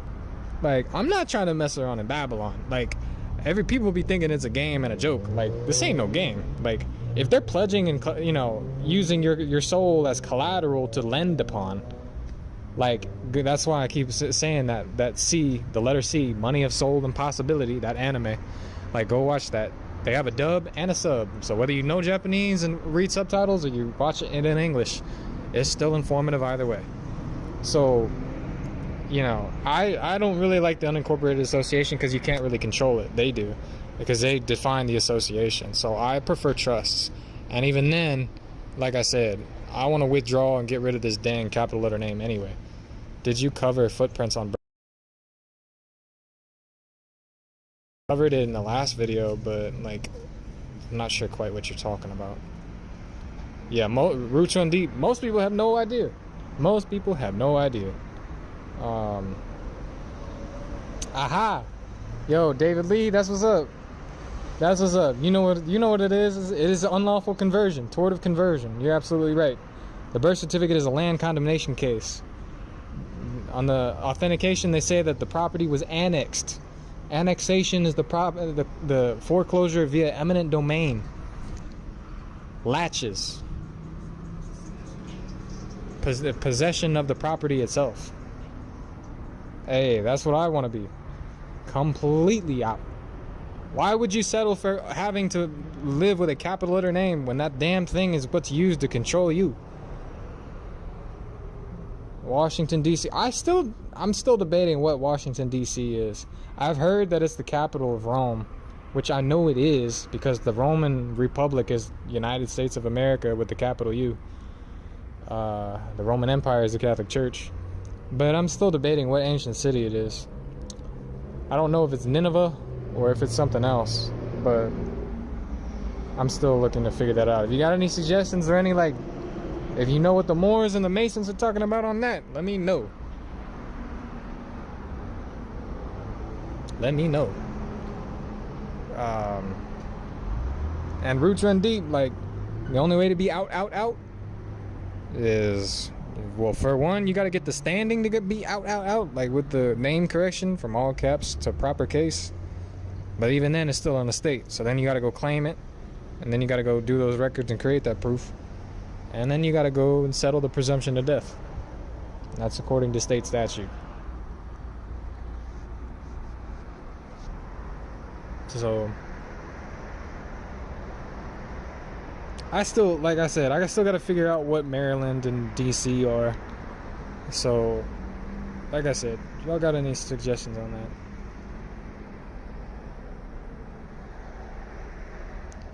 Yeah, and you know, there's a lot going on, but it's mainly because there's so many people that don't know how to do business and don't know how to do certain things and let it get to this point.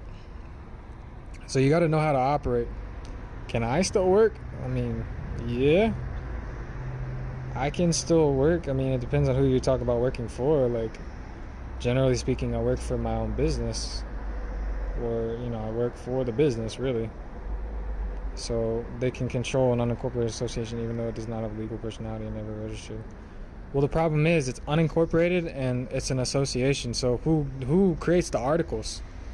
There's a well-established body of law for trusts and their recognition via the Hague and other international conventions. Unincorporated associations, it's kind of left to the discretion of whoever sees that association. So you're when you're dealing within that realm, there's not the same level of privacy or protection that you would have with a properly set up trust. Yeah, roots run deep. You're gonna want to do that, although that's not like the end all be all. Like, all it does is basically just get the an authentic, you know, it makes it the copy an authentic original for the purposes of suretyship and collateral. But it doesn't actually get you the original. You still got to get the original. And there's only a couple ways to do that. Like I said, you have to have the original property conveyed to you. The only way to do that really is to rebut the presumptions of death, because that's the only reason it was taken.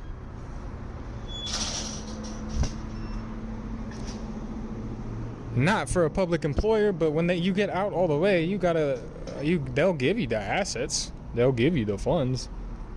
But I mean, it's so much, and so like you wouldn't want to work, you wouldn't be able to. The birth certificate would be settled.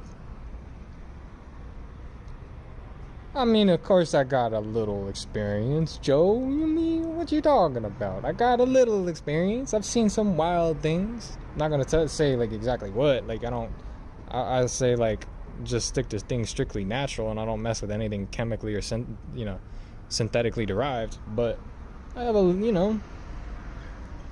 seen a couple things. Been high a couple times, I've seen the green lines in the Matrix. I've seen portals of red and blue open up. I've seen the parasites without their hologram on their face. I've seen... What else have I seen? I've seen the back rooms. I've seen Mandela effects. I've seen things change literally right in front of my eyes. I've seen... yeah, I've seen a number of things, honestly. Like, no lie, no cap, no exaggeration, none of that. I've seen all types of stuff. I've seen sirens, mermaids, all that type of shit. Yes, I've seen it. 771, I've seen it. Yes, I have. We be between them dimensions. I already know, Niles. I already know I'm a glitch in the Matrix. I'm an anomaly. Better to be that than to be stuck in it and be an NPC, though. See, but Christopher Columbus, that wasn't his real name. That was just a fake name that they used to create the character. I think his real name was like Cristobal Colon or something like that. Under the Collins family, the Colon family, which I'm pretty sure is where the family, like like Willie Colon and stuff like that came from. But like I said, it's kind of more speculation on my part. I've heard a bunch about it, but yeah.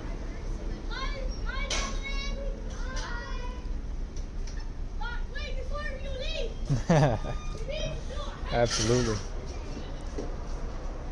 You need to see it. You talking about the Matrix? I mean, if you get high enough, being honest, you can hear colors and see sounds. You can hear trees talk if you get high enough. But yeah, I'm not endorsing like people to just go out and do that. I'm just saying that's possible. I've seen that too. Yes, Christine. We'll go for it. I'm a mom. This is where I found my. That's good. That's good. Well, hey, better late than never. Yo. I'm grateful everybody tuning in. You hear frequencies, yeah. I mean, if you're like aware and conscious to a point, you can hear Wi-Fi. Like, it doesn't take that much to actually hear Wi-Fi. You can hear it. You can hear like certain frequencies, like, they're loud enough to actually hear. Like, it's not that crazy. Like, they say only dogs can hear it. It's not really the truth. Now they got frequencies that are so strong, like you can just hear them with the naked ear. Wow, that's some pretty good hearing, though. Do you think there are things like social or NPCs here, people that could be? Absolutely, Joe. And I've seen a couple of them and been around a couple of them. They're not pleasant to be with, and they're entirely materialistic because they have no concept of the soul. There are absolutely soulless beings. There are plenty of clones. Cloning technology has been around since the 1800s. They have the shows like the Avatar, The Last Airbender, that talked about the cabbage, like the cabbage and the blood bending and all that. The Cabbage Corp and Legend of Korra. They got all types of stuff. Yes, these people since they have no spirit, that's why they drink. They can drink until morning and they are completely sober. Yes, they can. Yeah, I mean, I get what you're saying. You just gotta stay grounded, Christine. That's really it. Natural, like getting your feet in the dirt, sometimes, and just grounding. That's what really helps, especially when you're dealing with all this stuff in the law and when your head is spinning and you're just really taking it all in like a sponge. You just let it just all soak in, like, the roots of a tree, and then, yeah, Cabbage Patch Kids. Yeah, you're right. Absolutely. They talk about that all the time. They clone Tyrone, Star Wars, the Clone Wars, all types of stuff. Shoot, they got videos of people with their clones on YouTube. What is that sundog in the sky? I catch them on the chemtrail. So I'm not sure what you mean by sundog. Chemtrails, I've seen plenty of them. I'll walk in a room and feel like this, what's happened there. I sometimes wish I could. Nah, that's a good thing though, because there's some rooms you never want to be in. And I get what you're saying. Like, I get that too. Like, there's some places you just don't want to be. Like, that's your intuition, the energetic field, the aura, the energetic body, or your Taurus field. I don't drink alcohol. I'm done with that. I had plenty of terrible experiences, and none of them were usually my own. It was because I had to clean up after somebody. So, because of that, alcohol is not for me for the rest of my life. I have no interest in it. I don't enjoy it either. Love to ground. That's good. Roots run deep. Any OG people? Oracle G. What do you mean, GH? I'm not sure what you mean by that. Grounding, being in nature, and sun gazing is amazing. Yeah, it is good. Although you gotta be careful now, because now it's like, to be honest, hey, has anyone seen the moon lately? I haven't seen the moon in like 2 weeks, and I've been going outside every night and looking for it, and I haven't seen it. It hasn't been out there. Hey, yo, Niles, you're wild. I mean, it just depends on what voices you listen to. That's all I gotta say. Especially the full moon night. Just go outside and put my feet in. Oracle girl. Nah, don't. What do I make of a moon? It's like it's something. It's a luminary within the firmament. Like, I don't believe in the whole spinning ball thing. Like, it's a luminary in the firmament. You can't like touch it. You can't go to it. You can't stand on it. It's there. You can't escape the firmament. No, people don't understand what Star Wars is really talking about. Like, I believe it's more like the void, like the negative of creation, where you go in that realm and you don't exist.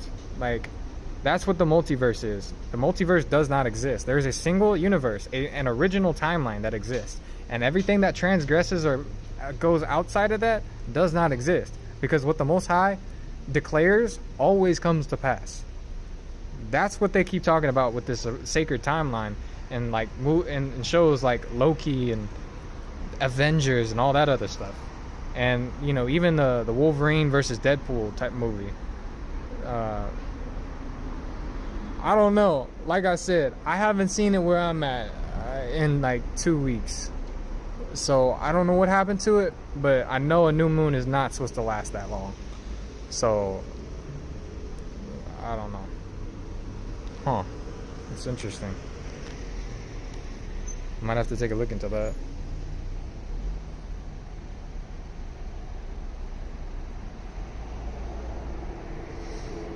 Last October, I witnessed a jet on a full moon during the daytime. Wow. Huh. It was hidden in LA for most of last week. That's what I keep hearing. I'm like, I don't know. And this spot, over here, I don't know where it's at. Yeah, it was like early.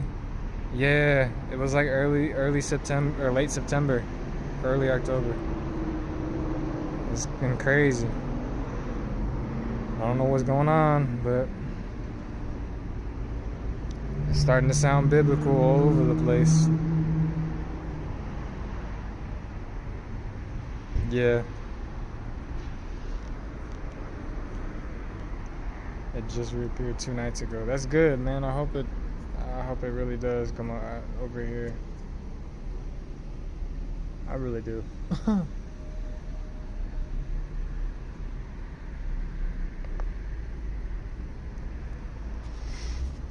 grateful for everybody on here. Good to see you, everyone. Like I said, let me know what questions y'all got. I'm really here to answer questions. That's why I'll cover what I can in the public right now. For the things I can't, I'll tell you. And those are the things you gotta ask me on Fridays in the weekly workshop.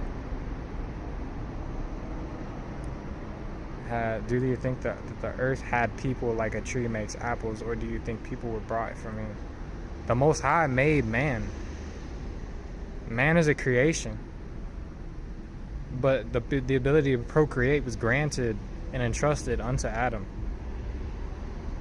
We are made of two things, so let me clarify. Souls are made of two things. They're made of the body, the corporeal body, made from the dust of the earth, like it says in Genesis, and the breath of life, the consciousness, the mind, the soul, the spirit, the being, the heart, is made from the breath of life, the breath of the Most High. So that's cool, because we could visualize something positive together to materialize it. Yeah, that's what they mean by a common goal. That just depends on who you align with and what you're doing, GH.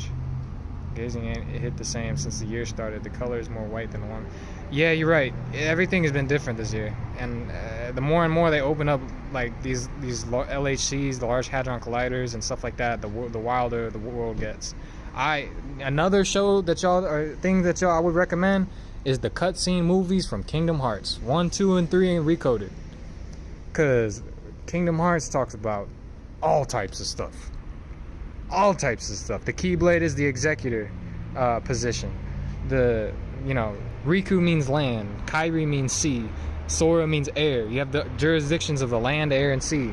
You got Ventus, which is air. You got Aqua, which is water. You got Terra, which is earth. You got, Merlin with the hat, the star, and the crescent. It's talking about the mace or the Moors. You got all kinds of stuff happening. So that's cool. What are your thoughts on Capitis Dominions of being that lowercase letters not around during ancient Rome and Camders? The way they told history was not accurate. They lied about a whole lot. Lowercase letters are around, but they're considered. I was actually informed by a Moor, actually on my channel, that Capitis Diminuto Nolo is the least comprehensive loss of status, or no loss of status, excuse me, being in all lowercase. That is what it is. There's 4 forms of Capitis Diminuto. Capitis Diminuto Maxima, all caps. Capitis Diminuto Media, which is when the surname alone is capitalized, and then the rest is proper case. Capitis Diminuto Minima, which is when it's in proper case. And then you have Capitis Diminuto Nolo, when there's no capital letters and you put the surname before the given names. That's how you denote the real name. No loss of status, no diminishment of status. How you got one of your estates? I'll tell y'all. Shoot. One was going to probate. Now, I don't recommend it for everyone. It's not necessary for everyone. I went and probated a will, and appointed myself executor. The fiction appointed me executor over the estate. I probated the will. It's considered common form of probate, where there wasn't a hearing or a will prove up, because the will was already provable. It didn't need a prove up. And then they did all that. They gave notice, and then I got the title to one of my estates. That's one of them. The other way I got through an annulment of marriage. They had to grant and separate my estate from my ex-wife, so they had to grant me my estate. That's how I got another. And then there was...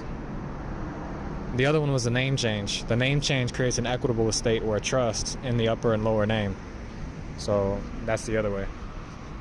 How do you self-witness a document?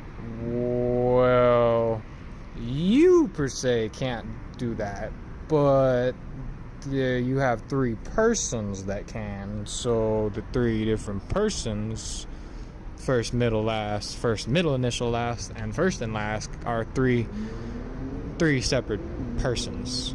So they can witness a document. You per se, not necessarily, but you know. My offspring said he can feel certain vibrations. Oh yeah.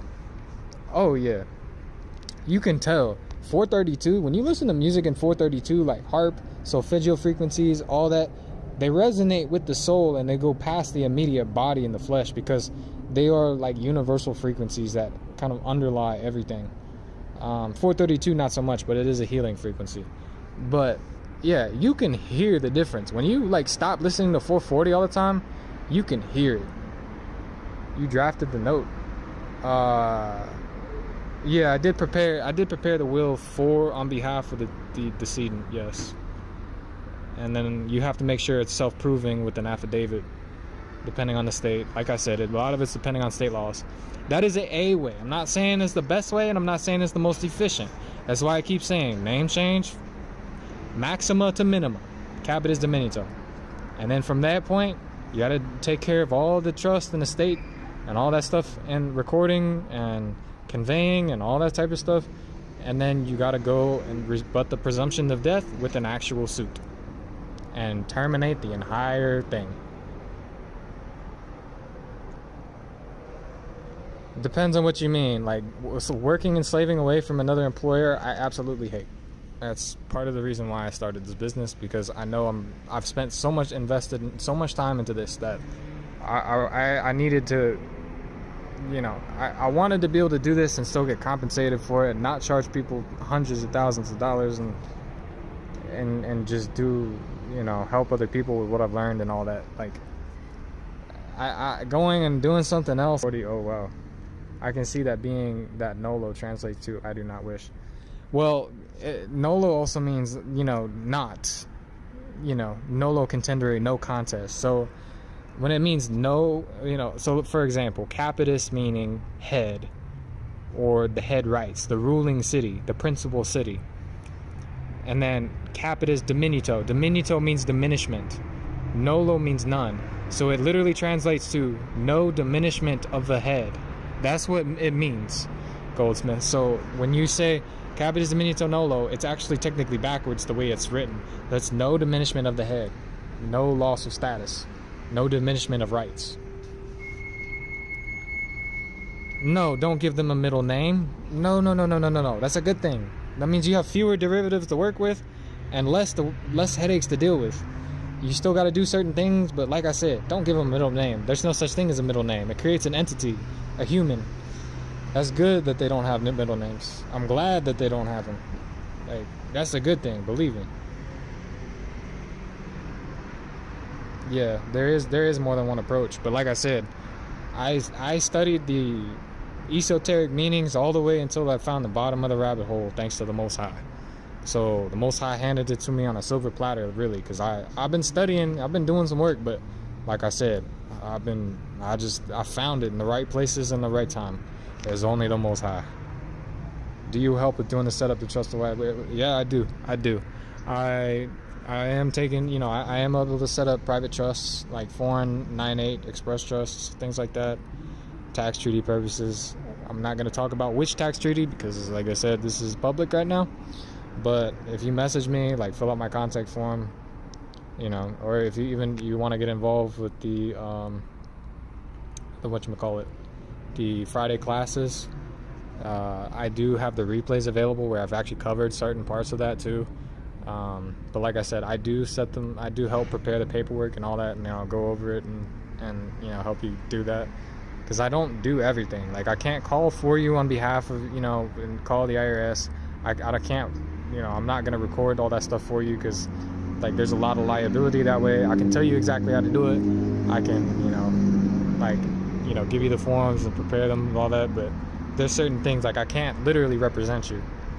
You know, I'd have to charge way more if I was going to do that, and I'd have to have a power of attorney and a lot of indemnifications. So that's why I do things the way I've done them. But yeah, I do help with preparing all the paperwork and getting everything, and as long as you're comfortable basically filing a DBA and a warranty deed and calling the IRS, yeah, I do set it up, and I charge about $250 for that, because like I said, it literally takes me about 4 to 5 hours of trust to do, and that's like focused, really super focused work, because I have to like proofread and stuff like that. So, and even then, I still, yeah. Sundog, flanking, bright spot, halos. Oh, the halos and stuff. I've seen halos before. I've seen halos off the moon before, actually. But yeah, I've been listening. I just need guidance. I mean, just let me know. Let me know, Roots Run Deep. Like I said, it depends on your level of understanding. Because like I said, there's gonna be sometimes like some people are super super far advanced that they just like, I just tell people and then they like instantly get it because they've already studied that long. And some people need a little bit more. Like, I honestly just gotta take, like, if I don't do the whole thing, I just kind of gotta take it on a case by case, like, because like I said, I have been working quite a bit, and I had to slow it down just a little bit, because I was like, I've been so exhausted the last few days, like, I just had to for my own health. Not gonna not do everything. I'm still gonna get it done. I'm just saying, like, I had to take some time for myself. Can one get recoupment for all the money we gave away? Absolutely, 771. Absolutely. But like I said, you gotta go all the way to get that. Why would you? Because here's the thing. A good name is rather to be chosen than great riches. What good does all the money in the world do you if you have no beneficial enjoyment of it? So you gotta go all the way, prove that you're not deceased, and then get it all done. We all need guidance. I have my Friday classes. If you don't want to just do one-on-one, and I get it, I do have the Friday classes where I've been in the replays where I've been going over different things, how to do it. Been taking Q&A, stuff like that. Like, I go over the stuff I can't cover in the public, like I really do. I wonder if it supports the firmament that was mentioned in the Bible. I mean, the firmament is what it's already established in the scripture. The fact that Congress acknowledged it as the word of God, like, in their words, I mean, everybody's acknowledged it at this point. Every government like, other than the Sharia law and the Islamic places, I mean, they'll do upholding that type of law, but. And then, other types of nations. But, I mean, almost every place all over is, a lot of them have acknowledged the Bible. I just don't endorse the New Testament. But yeah.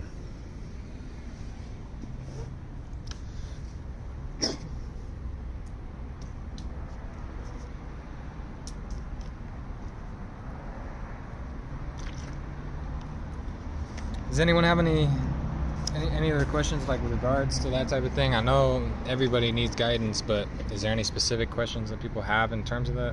What shall it profit a man if he gain the whole world and suffer loss of his soul? Yeah, same concept. I just don't subscribe to the New Testament. Starting fresh with thirds concepts. I'm not. What does that mean? How long would it take to do this? I would start now, because if you start now, you probably just barely have enough time to get through. Really studying, seriously studying. Public Law 97-280. Absolutely 771. Absolutely. These. We're starting fresh. What time do you usually run your Friday classes? 7 p.m. Eastern, just because I have a lot of people on the East Coast.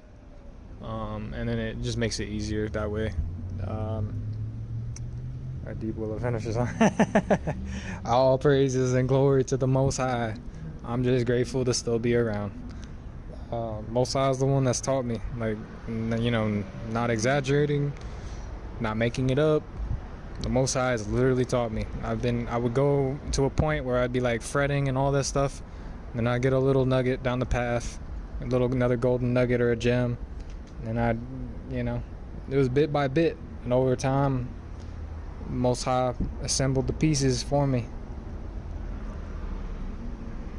Did you go to college for legal, or you already self?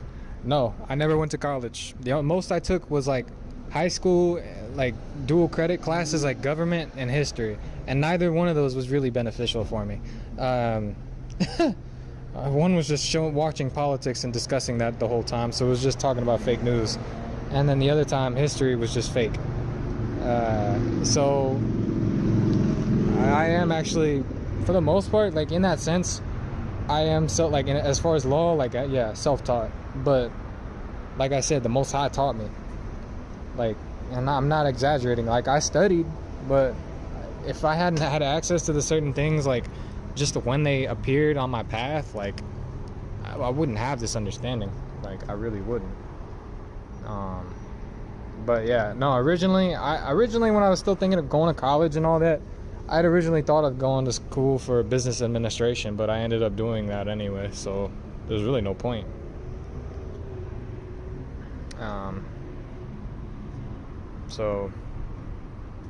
But yeah, I mean, I grew up in a different situation. I was an Eagle Scout.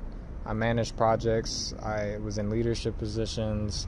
Like, all pretty much, I was like a scribe. I had to take meeting minutes for, different organizations all the time. Growing up, I had to do a lot. So, isn't the New Testament all about forgiveness of our debt? Absolutely not. It is about worship of Lucifer. And I'm not going to sugarcoat that. It's just the truth, because I would be doing you a disservice if I did sugarcoat it. Jesus is Je suis in Latin, which means I am. It's a corruption thereof. They took the I out and they put the I on the dollar bill, and they made the corruption of the story. Now, the crucifixion happened to David, King David, in Psalms 22 and Psalm 69. If the deliverer, the Messiah, is Joshua or Yeshua, Yehoshua, or Oshea, the deliverer in Hebrew, and that's what it means. So, that's what that's from. The ascending to heaven was Elijah and Enoch. Those two ascended to heaven. The 3 days in the wilderness is Joshua too, with the spies and Rahab the harlot, and other things like that. There's so many things like that, but yeah, revocation of election, it does work. Amanita, it does work, yeah. But I mean, honestly, Isaiah 14 says Lucifer, son of the morning, Hillel ben Shahar, he was a fallen angel. And at Revelation it says, Jesus, the bright and morning star. And what does he claim to be? A son of God. What is Lucifer? A son of God. What are the sons of God? Elohim, the angels. The only difference is Lucifer and the other 200 fell and swore against the Most High. So that's why there's a statue of Helios, Statue of Liberty, in New York. And then you have Baal. Baal in Hebrew means son, or sun, or and Bar means son, as in filiation. So you have Baalim and Baalors and Baalis dealing with the courts of Baal, or sun worshiping Lucifer, the light bringer. That's what that name means. And then you have the Bar, which are the sons of Lucifer. So they're all worshiping fallen angels. There's 200 of them. Lucifer is just one of them. Do you think diet and mental food affect our ability to receive instruction from the Most High? What turns the perception on our channels? Absolutely. Fasting and prayer. And believe me when I tell you, I got enough work to do. I'm not perfect. I still, I'm a decent sized guy. You know what I'm saying? I'm 6'1", so I'm pretty well built. And I've always had a big appetite. I'll admit, I'm not perfect. I do my best to eat as little as possible. Not trying to overeat all the time, and I don't eat that much, to be honest. Once or twice a day at most. But getting rid of processed foods, getting rid of all these damn Pepsi, Coca-Cola, Sprite, Dr. Pepper, Nestle, Quaker, all these different things. There's so many of these things that have HEK 293, human embryonic kidney cells. variant, and then that was the version 293. Like, you gotta get that out of your system. When they say, you know, you like, it's because in scripture, you will eat the flesh of your sons and daughters. It's very true, but you gotta know where they're putting it in. That's why you have to eat, you know, certain things that are organic. That's why you gotta go to like natural sources like farmers market and other places, because these supermarkets and other things are literally not in your best interest. Cinemix, yeah, you're right. But you know, getting rid of those things, getting away from the meat because of how many steroids and all that stuff and all that. Like, I'm not saying you can't eat meat never again, but I'm saying at least eat clean meat. At least, like, if you're gonna get it from somewhere, make sure it like they slaughtered the anything longer than 3 days, whether it's been in a freezer or the fridge, it breeds worms. And parents to the Most High, I'm grateful. All praises. Cinemix, yeah, we live off frequent, yeah. You know, it's the same. Lemon juice, you got to be careful with lemon juice, because lemon juice is actually not alkaline, it's actually acidic. Key limes with seeds are actually alkaline, even though they cleanse certain things. Natural flavors is beaver shit. That's what it is. Natural flavors is awful. And you know, feces has all types of parasites. So spice, if you see spice on a label, don't eat that food. That's not food. Like, if they don't tell you what it is, you gotta question it. Moonwalking with Einstein. Okay. I just go off the Dr. Sebi stuff. Dr. Sebi be knowing what he's talking about. That's what you gotta. It's not just the sugar. It's what type of sugar. Cane sugar by itself, they grind up pig bones and pork bones. Like, I spoken to a couple of New Yorkers. All praises to the Most High. Thank you, Niles. That's amazing. Roots run deep. Dang. Somebody like pretty much forced me to, like, you know, they were trying to, because I was staying with somebody and they cooked some food that had some meat, and I was like, I really didn't want to eat it, but I didn't have a choice. They kind of forced me, but pause. But like, yeah, I haven't eaten flesh in over 16 years. I just would not. That's my plate though.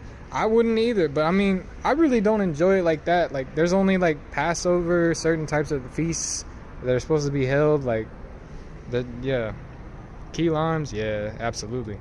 Read labels. You got to read everything that you your food. You shouldn't be eating it. Yeah, you're right, Amanita. It's also how you cleanse too. If you eat the world's food, cleanse with celery. See, but like I said, celery is a hybrid. If you're gonna cleanse, do it with straight fruits, alkaline fruits, like seeded watermelon, or like, you know, different like mangoes, blueberries, like key limes, like she you know, Roots Run Deep was saying, like what else, you know, like sea moss, you know, things like that. Like, you know, I would stay away from the hybrid stuff. How you cleanse too, yeah. Like cinnamon, you got to be real careful with cinnamon. Don't get the cheap stuff, because they're poisoning that with lead. And you also got to get the real type of cinnamon, because there's cassia cinnamon and there's Ceylon. Ceylon is the real stuff. Cassia is the fake stuff. And because it's like the real name is like Cinnamomum verum or something like that, and I think it comes up to Ceylon. Yeah, I would stay away from celery, to be honest. Like, I don't really like celery. Like I said, it's just the best way, like, especially for parasites and all that, is like a seeded watermelon, like seeded watermelon fast and stuff like that. Like, juice of celery cleanser. Watermelon won't do that. Watermelon will get rid of all the parasites though. Pumpkin seeds, watermelon, all that. No, if you're eating meat just rots. Like, it, especially if the meat is not clean, it's just gonna sit there. You're really not even supposed to eat meat that often. Like, it's supposed to be like a ceremonial thing, to be honest. Like, people are frugivores. Like, Adam and Eve ate fruits in the garden. They ate fruits. So we're originally frugivores. Yeah. Oh, that's good, Christine. Breatharian. That's what I want to. That's the point I want to almost. Yeah, I want to get to that. I was much more disciplined years ago when it was closed. I never felt so good. I bet. That's what I want to get to. I'm doing my best. I gotta cleanse out my lymphatic system because just like things I've inherited, but like because of what my parents ate and stuff, my ancestors ate. But I'm working on detox. We're definitely supposed to eat fruits. Yo, Yaki Awaken, you know what's up. You know what's up, Niles. That has the most water. Yeah, that's what I'm saying. Well, there's a difference between H2O and H3O2. H3O2 it's got all of the the additional things. Like people aren't aware too. Like wheatgrass. Like my teeth regrew on wheatgrass. If I could juice wheatgrass right now, I would. I just been so busy, but. Yeah, chlorophyll is literally like one leg of a molecule away from people's blood, and people don't realize that. Yo, you get a good watermelon from the farmer's market or homegrown, man, you'll be sitting there munching down all day, and you'll get full real fast. Yeah, it really is. People are made from the dust of the earth. So only things that are natural and from the dust of the earth are going to satisfy, because your body is made out of that.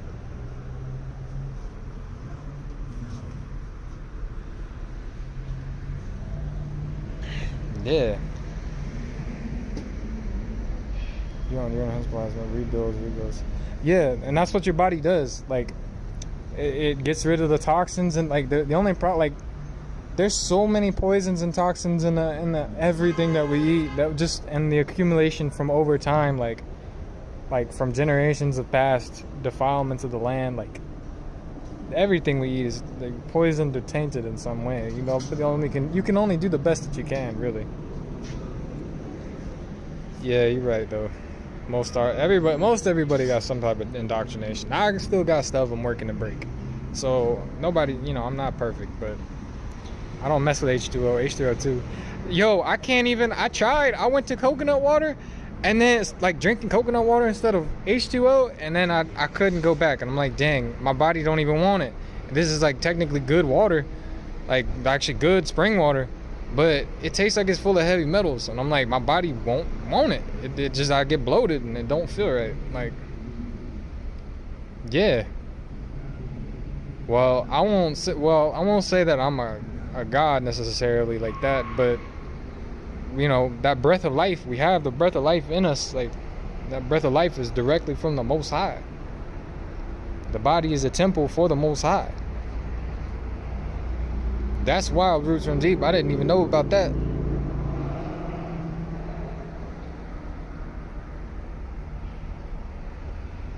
Wow.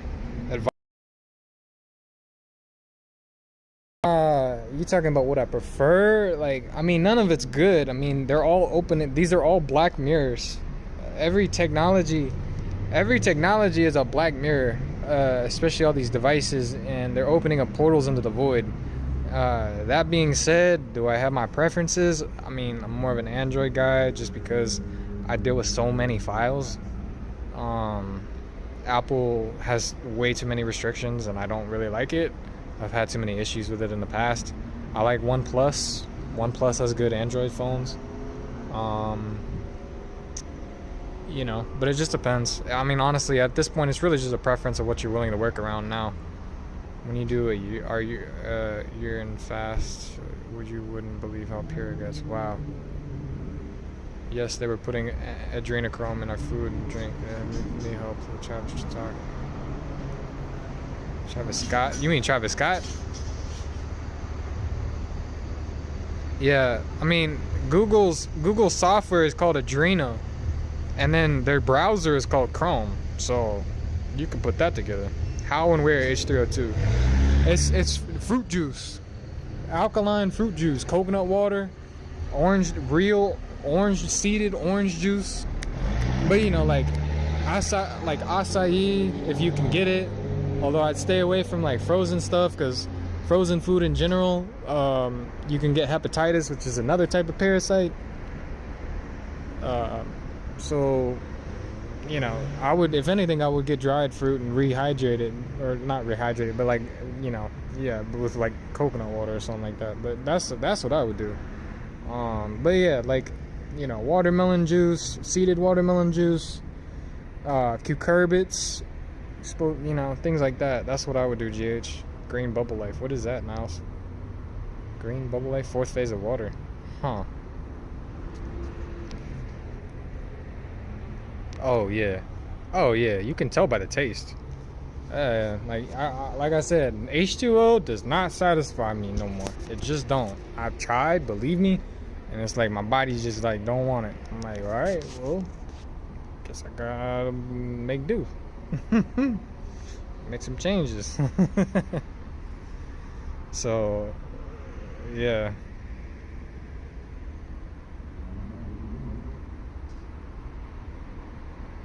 Green bubble. Oh, that's an Android phone. I didn't know about that one. Huh. Like I said, I've only had experience with like a couple different Android phones. I used to have a Huawei before they got banned. And then I had, like I said, the OnePlus and a couple others. I've had iPhones in the past, but... Oh, H302 is the fourth phase of water. I believe that. I believe that. Yeah, because it's the fruit. Yeah, I believe that. Okay, Christine, I was wondering. I was like, I don't think that's what she meant, but that looks talking about a tree. I wouldn't freeze it no more, Roots Run Deep. I would stop using the freezers. There's a reason why people didn't have it in the past, because when you freeze food, it allows hepatitis. You introduce like the possibility of hepatitis B or hepatitis C or whatever, because of frozen fruit. Like fruits aren't supposed to be frozen. They're supposed to be dried, and then you can reconstitute them later. But do you look into any other religions to understand how people look at this world? How do you look at like Mount Kalish, where places like Mount Kalish were made, or Praveen Mohan's church? Really get into the Islamic stuff. Like I've read in the Quran and certain things, but like it don't resonate with me. Like I've said, I grew up with the Bible, but at first I was New Testament and Old Testament. Now I'm just Old Testament and Torah and Apocrypha only. Like honestly, a lot of these mountains were made from the bodies of giants after the floods. I don't know about Mount Kalish, and I haven't seen Praveen Mohan's YouTube channel, but yeah, I'm glad you agree, Goldsmith, because I can't go back. I've tried, I can't, and I'm just gave up on it. I'm like, all right, I'm supposed to be drinking coconut water for a reason. Like, okay. I don't know what that means. I don't know what that is, Niles. Christine, I have no idea what that is, like, at all. It's probably closest I got is Bear Grylls, like, survival. Like, and I know this is probably not what you're talking about, but I have no idea what that is.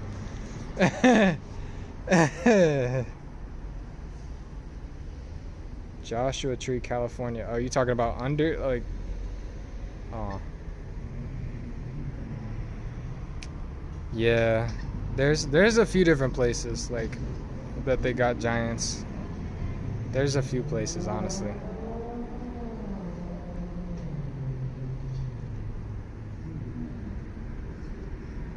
Coconut water have everything you need. It really does.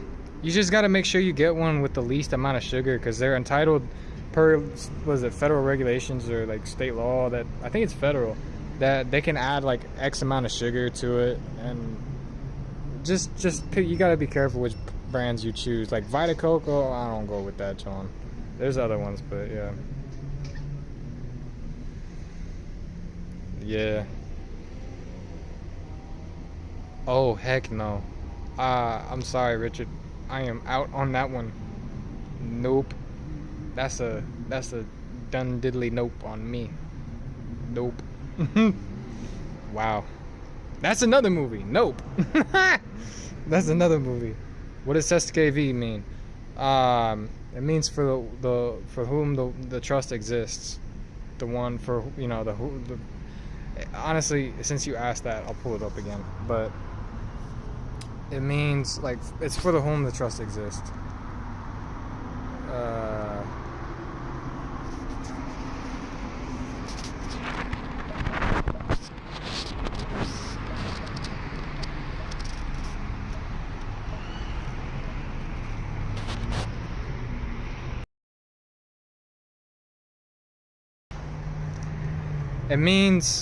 It means he who lives. So the remainder man, the one who ends up with the estate. Oh, that's what they're talking about? Oh yeah, I'm not gonna touch that though. I'm just not. That's a little wild. Yeah, I get that, Richard, but yeah, I'm not about that, you know. You know, if that works for you, cool. But like, it does. That's why it's not good to be smart. You need to be wise. Harm phones and harm meters. Yeah. The fool's smart. Wise men avoid the hurt. What are the three persons? John Henry so John Henry Doe is first, middle, last. John Henry Doe is one person. John H. Doe is another person, and John Doe is the third person. Those are the three persons, meaning corporations or estates or trusts. There's still the real man, which you have to do surname, colon, given.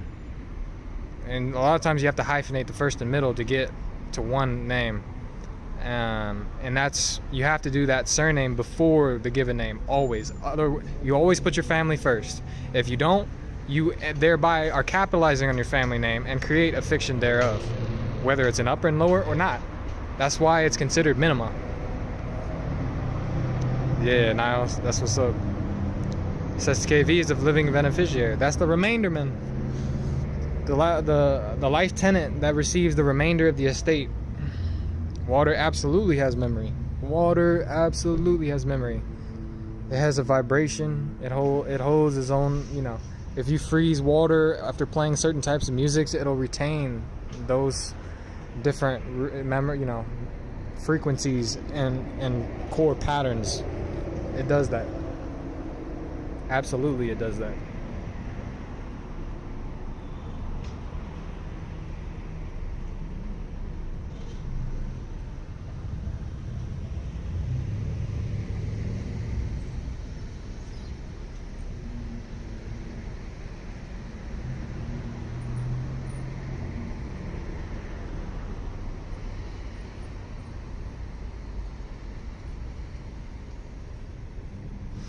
Yeah, those are some excellent, yeah.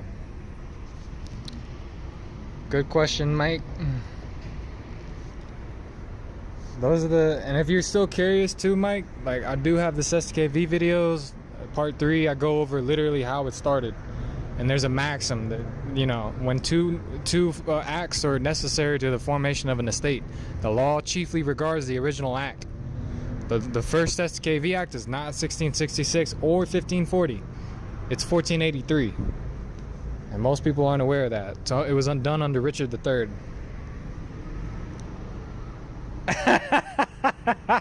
Yeah, Niles, I'm not gonna lie, I cannot do that. That's a wild. Like, my thing is like, if your body's already getting rid of it once, why are you gonna put it back in there? Like, I don't know. That just doesn't make sense to me. But I'm not.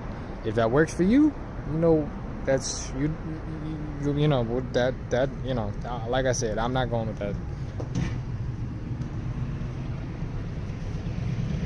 that. I'm grateful for everybody on here. I'm grateful. Like I said, I'm grateful everybody has good questions, good comments. I'm thankful for everyone. I totally agree with you, Niles. Oh man. Nah, I don't mess with that Holy Spirit stuff. You gotta know the difference between what that is. Give me 1 second, Roots Run Deep.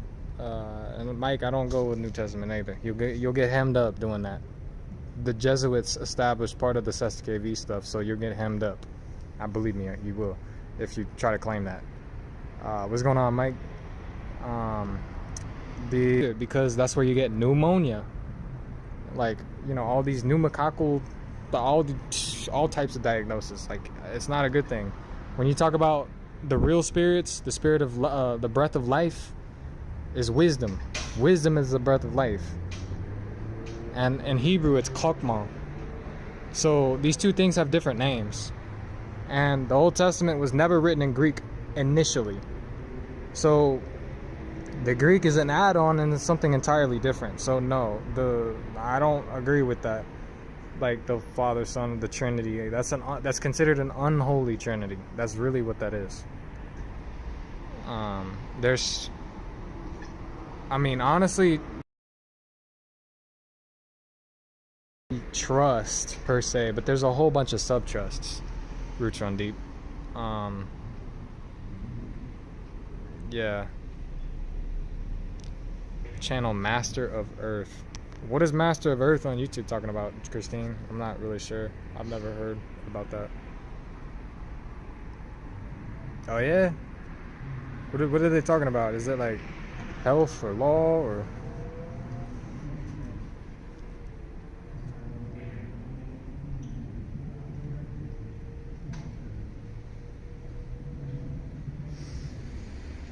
Got me interested now.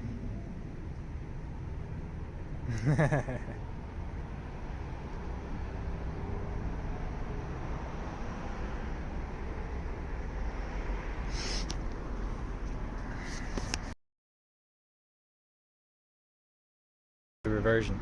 I'm glad you said that, Amanita. The canon law is, well, One Heaven, I don't know how that organization, they just hold it somehow. I think they're just a repository for the actual canon law, because the canons themselves are hidden. The actual crazy ones are hidden by the Catholic Church. So it doesn't mean they're not true, and it doesn't. So there's only certain sources that actually have the actual canons, and then even then you got to cross-reference it between 2 to 3 witnesses. So, but honestly, the canon laws are what the judges go by, and those are what they're bound to. That's the reason why the judges wear black robes, because of the SSKV Act.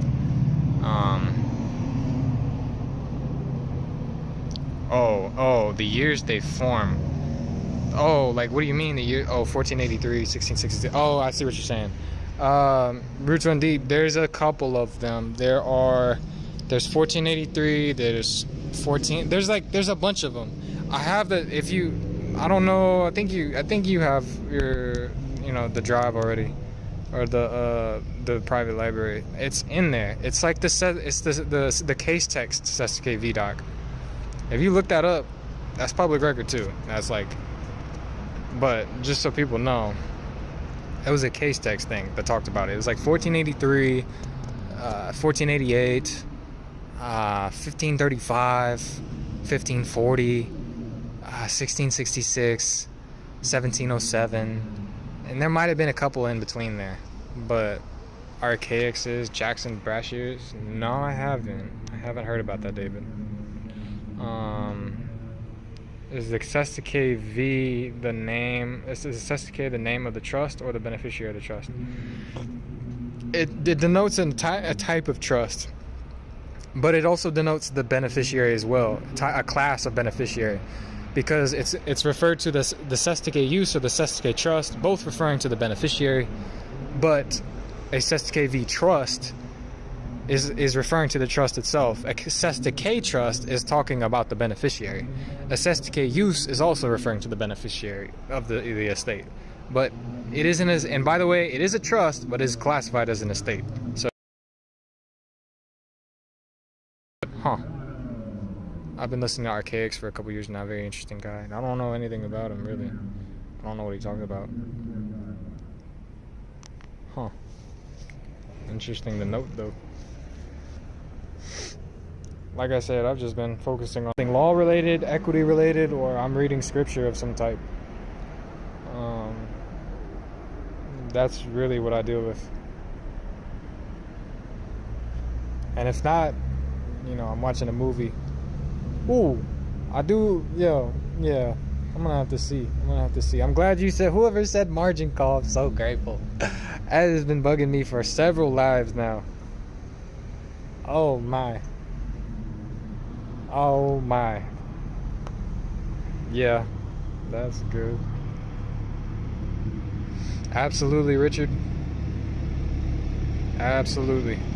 I know it's confusing, but you get these colloquialisms or these, like, they term or coin different words, and then it gets a little convoluted sometimes. But yeah, that's why you have to know the origin of words and certain things, because if you know the origin, you know where the coin terms came from, and which ones are the coin terms and which ones are the actual thing, and how they refer to it and all that jazz. So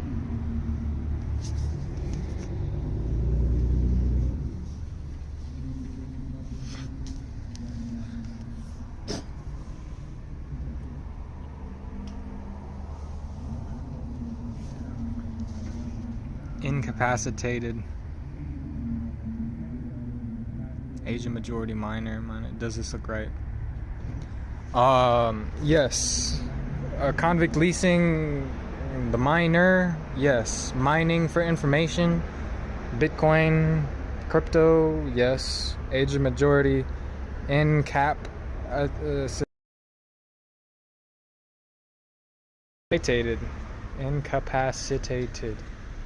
incapacitated. Oh, I'm glad you put that in there, Mike. That's actually pretty good right there. I didn't even realize that was how it broke down. I just knew the Latin, what they meant in Latin, but yeah, that's really, you're dealing with the minor's estate, the infant's estate, and it's just the afterbirth and placenta that nobody wants to talk about. It's all public record. I mean, how many people actually come back with the placenta and afterbirth? I mean, they're using that. When have they ever taken something and actually, like, done good with it? Like, you know, why are there so many things that talk about, oh, good enough for government work? Like, it's never been a good thing. That's why you need to self-govern. There's a few, like, especially the Studio Ghibli. The Studio Ghibli ones. Oh, sheesh.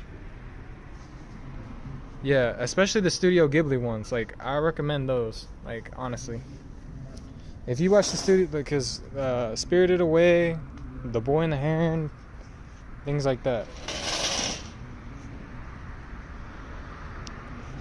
Well, I don't think. Well, they do a lot of that, but confusion is what happened as a result of biblical events. That's really what happened. That's why everything today is called Babel, the mixing of the languages. People just don't understand the language. Everything is in the power of the tongue. The names, taxonomy, nomenclature, things like that. Yeah. But, like I said, I get it. Believe me, I've been working quite a bit. So, you have to balance it out. I'm not saying you got to take forever. I'm not saying you got to do all that. But, like, a day or two, you know, here and there, like, you have to. Like, especially when you get to that point. It does, until you see what the potential it brings you. When you understand that the pain gets transmuted into purpose, and there is, and you know, and that sorrow gets turned into joy. Like, because the Most High can restore the years that the cankerworm and the locust has eaten. So, yeah. One of the symbols of the Magna Carta is the Phrygian cap that was a mascot of the Paris Olympics. Supposedly, the Treaty of Paris set the debt of the Republic in motion. Yeah, it did. It did, because it was the war debt. There were the war debts due to the French and Indian War that, you know, when they enslaved a lot of the original Americans here in America due to the civil wars then, the French Indian Wars, those debts were never repaid, and that's the debts currently owed by all the U.S. citizens. That's what's going on. That's the national debt. Yeah. And I know it seems unfair, like, honestly, but Christine, I get it. I've been there for years. I've been there for years. Upset, mad. But at the end of the day, like, the only thing it does is blind you, and you have to be able to just accept that things are the way they are and make the changes that you can for you, your future, and what you can control. Focusing on anything, like, other than that, a lot of times will just drive you off the wall.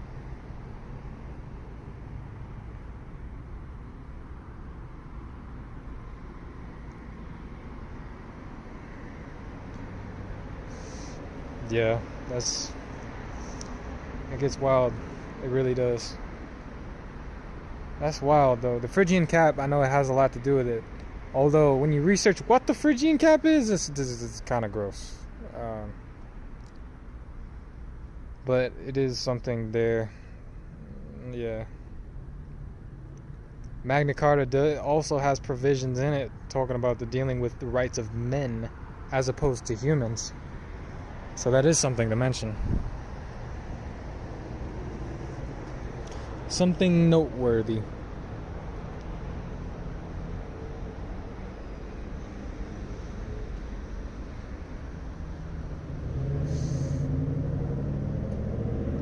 Like I said, any other questions like that y'all got? Law, equity, subrogation, substitution, exoneration, collateral, suretyship,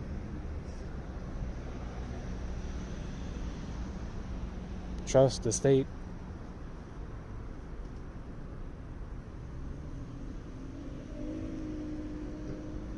There's a whole different bunch of aspects that go into a lot of this stuff. The only thing I really don't do is debtor creditor, because that's just a bunch of, you're just making war with, essentially. Instead of actually taking care of the debt, you're just fighting over who owes it.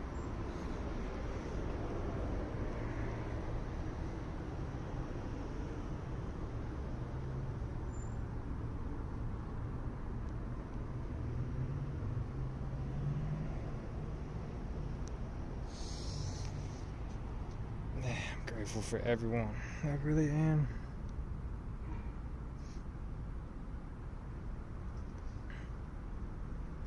And I know this thing has a lag too, but at least on my side. I need to read for the night to aid in the beginning, requiring the proper name status. Since you said that, Niles. Where is it? It is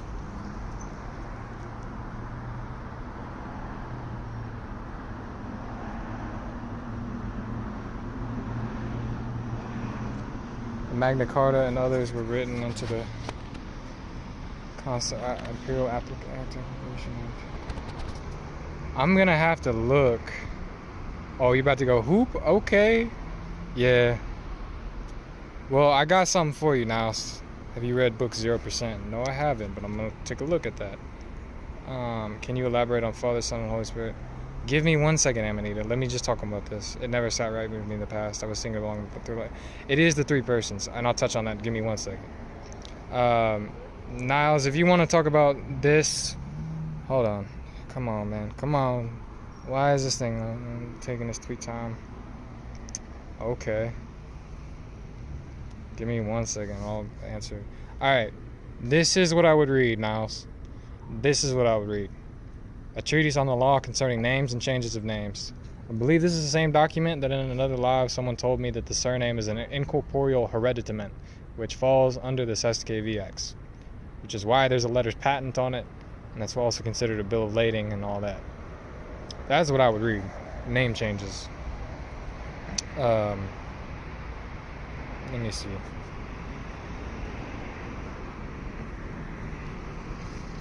Yeah, because that's what they've called it in the past. It really is that. So you have, the Father is always the Most High. The Son, which you have Lucifer claiming to be the Son, which he is the Son of God, a fallen angel. And you have the quote-unquote Holy Spirit, which is Pneuma. It's there's only the Holy One. Like, I don't believe that 3-in-1 type stuff. I'm just not. It don't sit right with me either.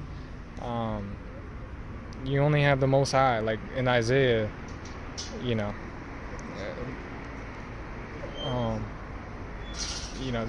Most High doesn't give glory to another. So, how do you have someone, this quote-unquote Son of God claiming all that? Like, that story was a compilation of all these different people. David was crucified. That was Psalms 22, Psalm 69. Elijah and Enoch were ascended to heaven. Joshua was the Messiah, the deliverer that delivered the people across the River Jordan. So the 12 apostles is the 12 tribes, like all that type of stuff. So, and then on top of it, Jesus means I am, and then Lucifer sought to be like the Most High. So that's where you get that, So that's literally why it's the same references. Because honestly, like, the Most High is the only Savior. The Most High is the only way out of this anyway. Like, I'm not lying, exaggerating, or anything like that. Everything I've seen is like, I've been seeing and shown so many things as far as like the different signs, like just little things throughout my life.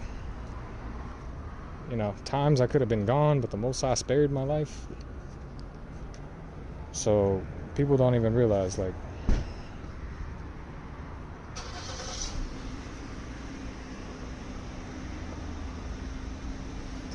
but yeah, and that's the Triple Crown too, Amanita.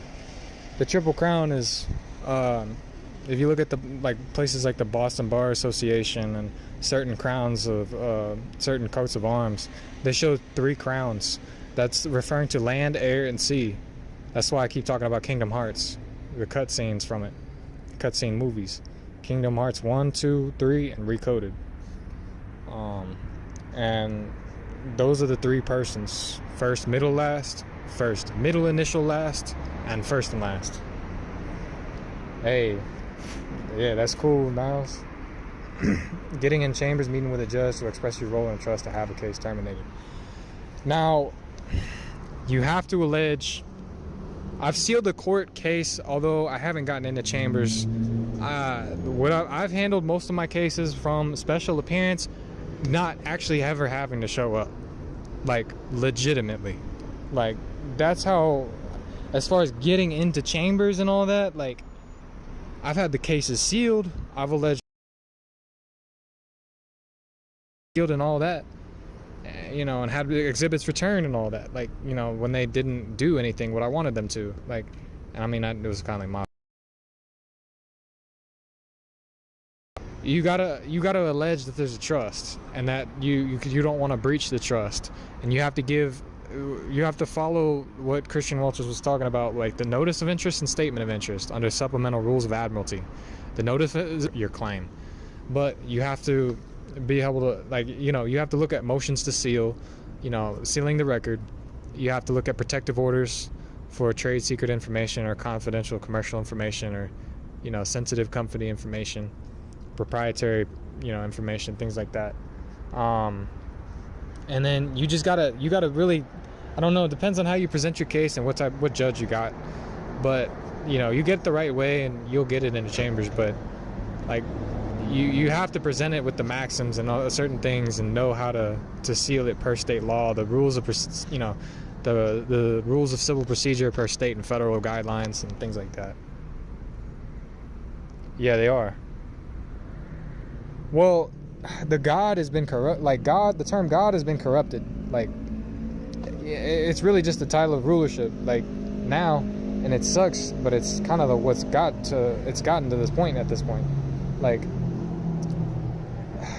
honestly, the yin yang, it's not talking about those things, because Lucifer and the fallen angels literally swore to do evil upon Mount Hermon. This is what's talked about in the book of Enoch. Now, when you talk about yin and yang and the Tao, I'm not talking about Taoism. Ism is the worship of the energy. Tao, giving and receiving. Yin, the man has the yang energy, the heavy, dominant energy with the white inner nature, the optimistic. The woman has the white, light nature with the dark, the pessimistic nature, always that needs security. Those are the two sides of the same whole. That's why they have, the white has a part of the black in it, and the black has a part of the white in it. It's not talking about truly wicked beings. It's talking about, like, the creation, the energies in creation. First person is voice speaker, second person is persona, signature, third persona, incapacitated. Does this bring light? Kind of. I mean, although, yeah. Oh, sheesh. Is that what they're talking about? Is that how they separated people? First, second, and third person. Oh, sheesh. Yeah, I think you're right, Mike. First person is you, which would be the first and last. Second person is that's the transmitting utility. That still holds up. And third person is the thing, the estate.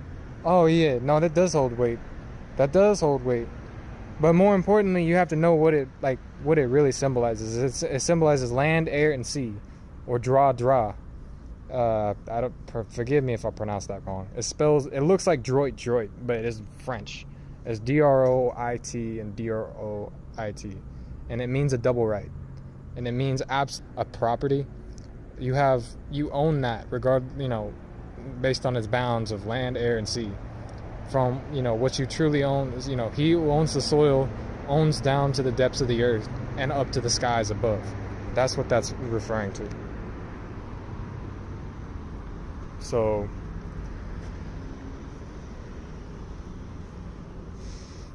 that's awesome stuff though. Awesome stuff. I'm glad you studied, Goldsmith. I've sealed the court record before, but like I said, it's different. I haven't in chambers. They've literally acknowledged that I don't even need to. Oh, sheesh. Come on now. Come on. What you saying, transmission at the table? I was going to say. But, yeah, I've gotten to that point where, they basically just didn't want me to show up because I literally already appeared by evidence. So, yeah, that's wild, though, that you talk on that. But you got to allege either trade secrets or trust. And I'd be very careful to allege trade secrets because then they might try to bind you to it. It's really all just in the public. You got to talk about trust. You don't want to breach the trust. That's the only way to do that. Amanita, I'm grateful that made sense, Amanita. I like it better than other places, but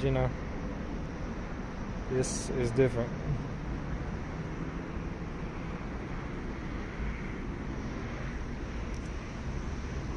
Where are you out of 771?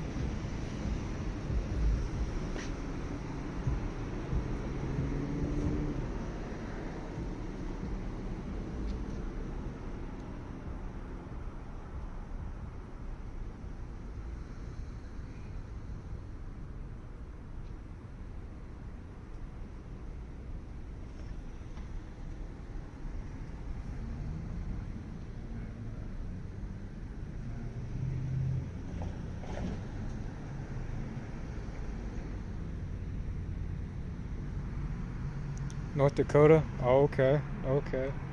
Yeah, I've been to South Dakota. I haven't been to North Dakota. What you mean, David? What's that mean? I'm not totally sure what that means.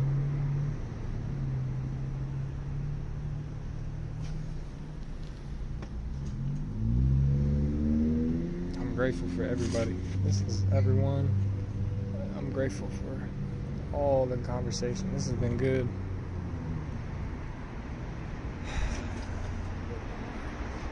I brought up the fact that it was a state secret and had it in camera meeting, but that's cool. Hey, talk to me later about that, because like I said, I'd like to know about it, what you alleged, because the way I'm going about it, I want to just seal the record, because while it is technically trade secrets, if you allege that it's trade secrets, they'll want to look to bind you to an NDA. If you talk about trust and you don't want to breach the proprietary information and proprietary trust assets and intellectual property of the trust, then that's very different too, because now you're the source of the trust. That's why, CIA versus SNAP? The CIA was the source of the trade secrets, so they were seen as the source of the trust res. That's why they held them to the NDA. But things in the public, there's no way to enforce an NDA. Oh, admiralty law. Ha! That's interesting.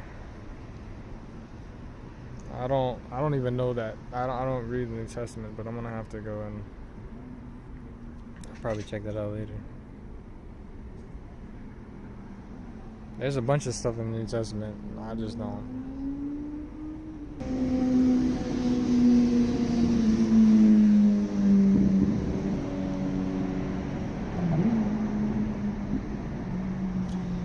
Yeah, let me know, Goldsmith. Let me know, because we'll have to talk about that. Talk about that in private.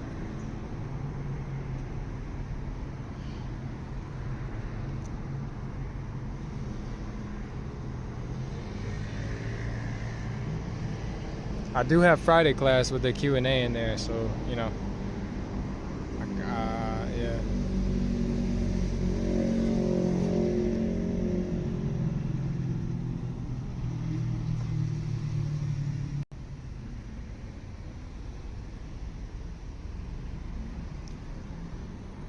Yeah, I made her take that black robe off. Oh! Hey, I've had court cases where they couldn't even wear a black robe. I've had them before. It was under a derivative, though. I couldn't answer to it per se, but or step into the bar under that name. But yeah, I've had them where they didn't even have a black robe on. I have had that before. But you're definitely gonna have to tell me about that. That's wild. She acknowledged you're living. What? Oh man. Like I said, my number's on my website, Goldsmith. Just you're gonna have to talk in private about that. I don't want you to say too much and you put yourself in hot water, you know what I'm saying? So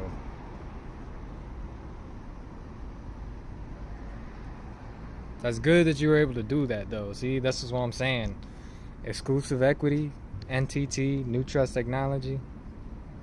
I don't like to talk about that too much because that is his own copyrighted word, but it's really just exclusive equity. How to use emancipation of slaves and how one would go about issuing such a. I tried that. I actually tried that. It doesn't work like that because when you do that, you could only technically do that while you're actually below 18. Do that. You actually might be able to do that, but yeah, the way you go about it doing now is because it's a presumption of death. You have to settle the presumption of death and rebut it. The only way to do that is declaratory relief. The only one that controls that is the original county, the original state. And state statute controls that. So that'll determine how, where, and the process for it.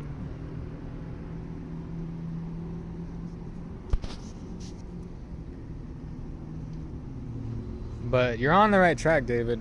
Believe me, I've tried it. It doesn't work like that. And they told me they knew what I was trying to do, but they told me it doesn't work like that. I was like, all right, fair enough. So it's presumption of death.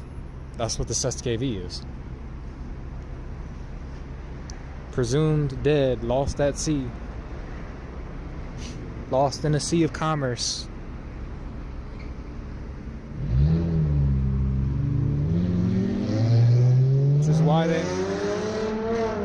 Which is why they operate under Lex Mercatoria.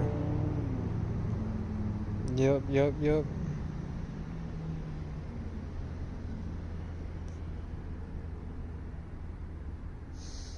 Man, because you get to a point and it's like there's only so much you can, like, there's only so many things left in the system. Like, you've tried that many. At least I'm at that point. I've tried so many things. I've tried the emancipation, tried A for V, tried accepted for value. Like, I've tried a bunch of them and they don't work. Like, so is the county court that we need to deal with? Not necessarily. If you look up presumption of death statutes in your state, I mean, for example, California has it in Superior Court. Like, it says to revoke the presumption.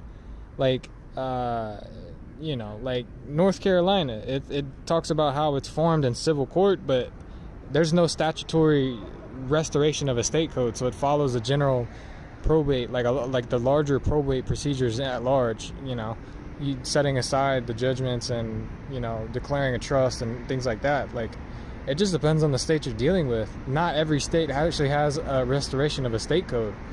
But DC has DC Code 14-701, 14-702. So if you go under that, I mean, that's something to add to it. All right. That sounds good, Christine. So, but yeah, I mean, 1871, an Organic Act to establish the government for the District of Columbia, established it as a municipal corporation. It was repealed in 1874 and reenacted in 1878 under an act to provide a permanent government for the United States.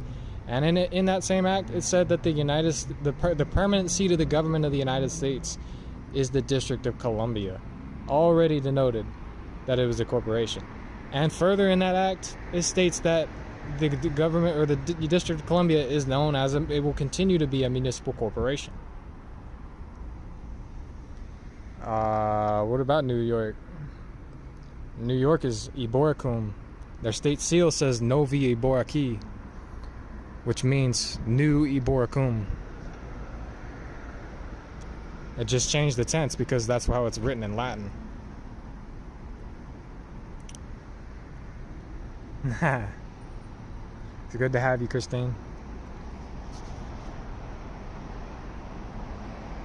But excellent questions. Excellent questions. I'm grateful for them. Like I said, let me know. Let me know what questions y'all got. Cause this is the time. This is the time to ask them.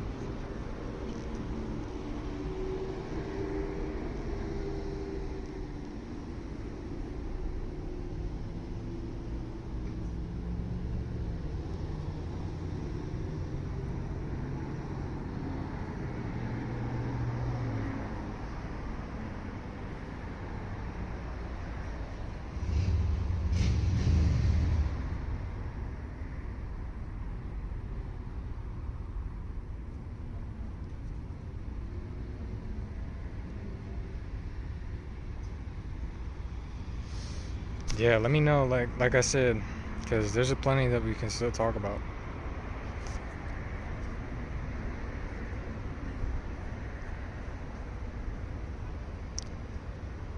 Like, a lot of this stuff is occult in nature, but yeah, is the guarantor stamp Patrick Devine?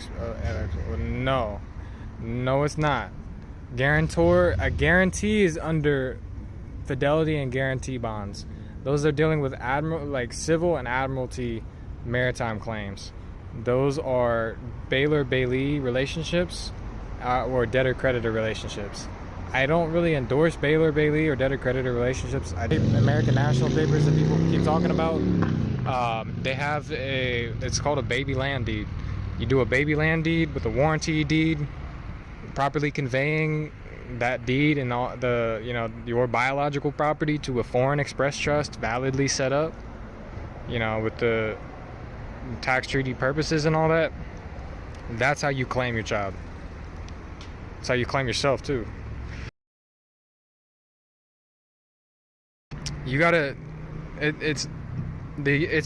gotta see where it says in the statute. Like Texas says it's the civil court. Well, they have a statute that for the restoration of a state, and they have like a restoration of a state code. I think they do, and but it's done in civil, or no, it's done. So there's different. You gotta check which one, but which probate court or which civil court or which court it is going to be the court in the county you were born in. That would normally fall under. That's how you do it. Constitution doesn't have any standing in the territory of Washington, D.C. All states are considered territories of the TC. It's also not the law of the land either, though, because you got to remember too, the Constitution was an acknowledgement of the Iroquois Constitution. So that's what it was an acknowledgement of. There's congressional records that acknowledge this. Now, they stopped making treaties with the Indians in 1871 because they lost capacity. So, I get that, but the supreme law of the land, Hamilton versus Eaton, which Article 5 provides for the restoration of estates, which allows the Cestui Que Acts to still be applicable, even to this day. As further backing this is Hart versus Burnett. And then, being that the government is a municipal corporation, you have Clearfield Trust Company versus United States, Hart versus Burnett, things like that. the difference between remedy versus relief and equity. Remedies are at law, relief is in equity. Remedies are for statutory things that are already provided for at law. Reliefs are things that are provided generally in equity. Generally speaking, in equity. That's what they're there for. Now, deviling in law, yeah, they do. They lie. That's why they're called liars. You know, they lie. If their lips are moving, they're lying. Generally speaking. I'm not saying there aren't some that are willing to get defrocked, but most of them lie all the time. What do they do with a guilty client? I mean, that they know is guilty. They're lying. And any one of them, bar attorneys, they're all members of the bar. The sons of what? Baal, the sun, Lucifer, the worshiper of Lucifer. They're sons of Lucifer, devil's advocates. So,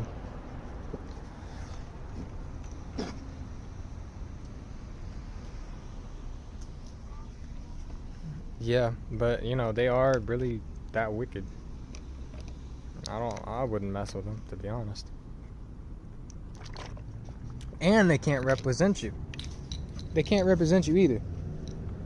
So why would you go ask somebody that can't represent you to go do something on your behalf? It doesn't sound right.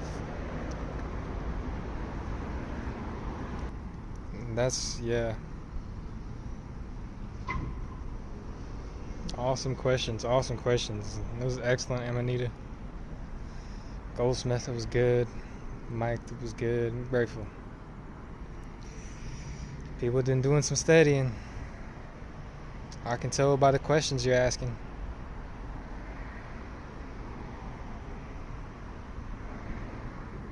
Then there seems to be a special relation of bail than to bail. Yeah, it is. It's that's why they have a bailiff in the court, every single courtroom. They can't hold court without the bailiff, because these are temples of Baal.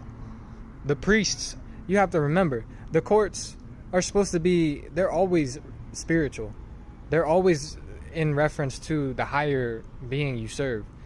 The problem is when you don't serve the Most High, start serving Baal and all these other false gods, like, you know, the priests, you know, the high priest and all that. They were supposed to essentially be representative for people that would, you know, look to atone for sins and certain things like that. So there is a connection. I mean, those are considered the priests of Baal. Like, these are temples of Baal. Like, that's why you're not even really supposed to go in there either. Like, why would you want to be in the devil's chambers? Like, and I'm not saying nothing wrong. I get it. You know, in camera is better than that. But like, there's a way to do special appearances and certain types of things where, you know, especially when you're the plaintiff.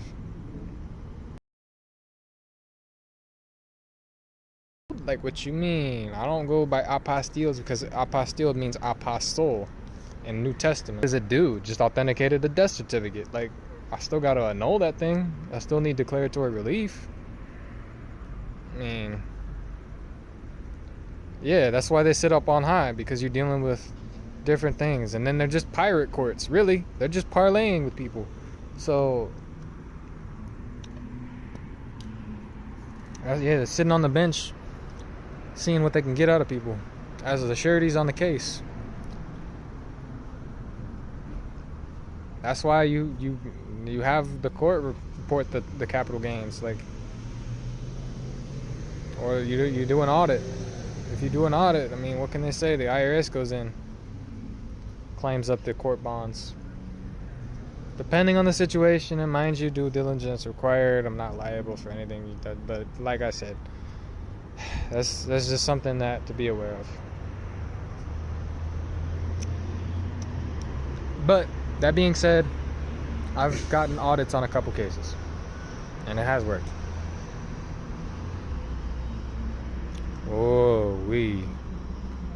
But see, why would you see that makes sense? But then again, why would you agree to being the vessel that can be taken over at any time when you are the being inside the vessel? Ain't no reason to let ship get hijacked when you're the master of the ship. then you're just letting some pirates take over.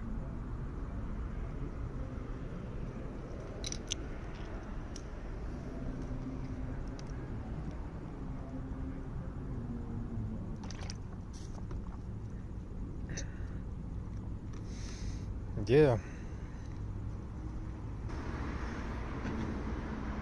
I mean, no, I get what you're saying, Richard. Yeah, it does make sense, but like I said, I was just saying like the proper thinking. You know what I'm saying?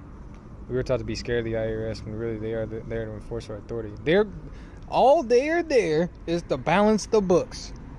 That's their entire purpose. If you know how to report capital gains properly, because we didn't run up $200-300 million worth of capital gains. We didn't.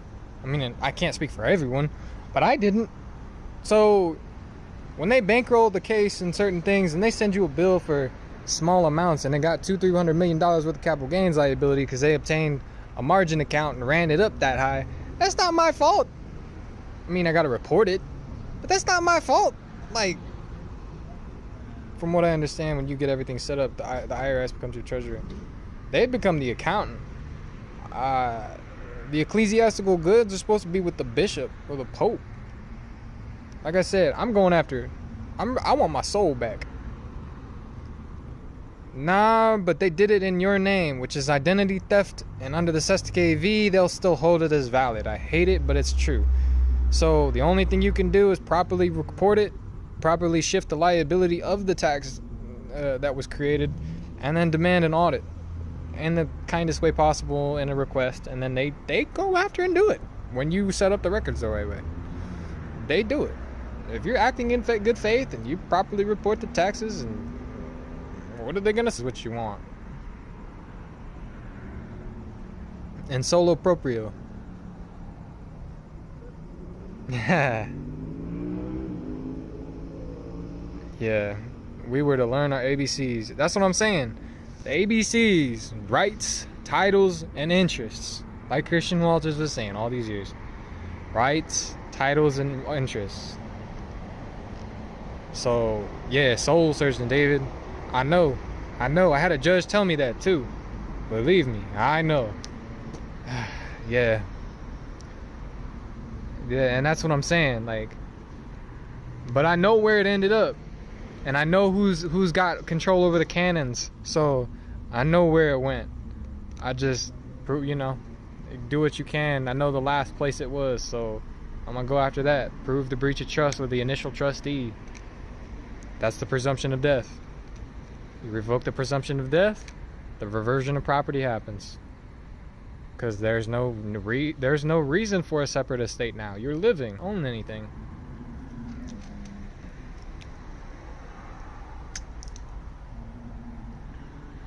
Absolutely. I agree.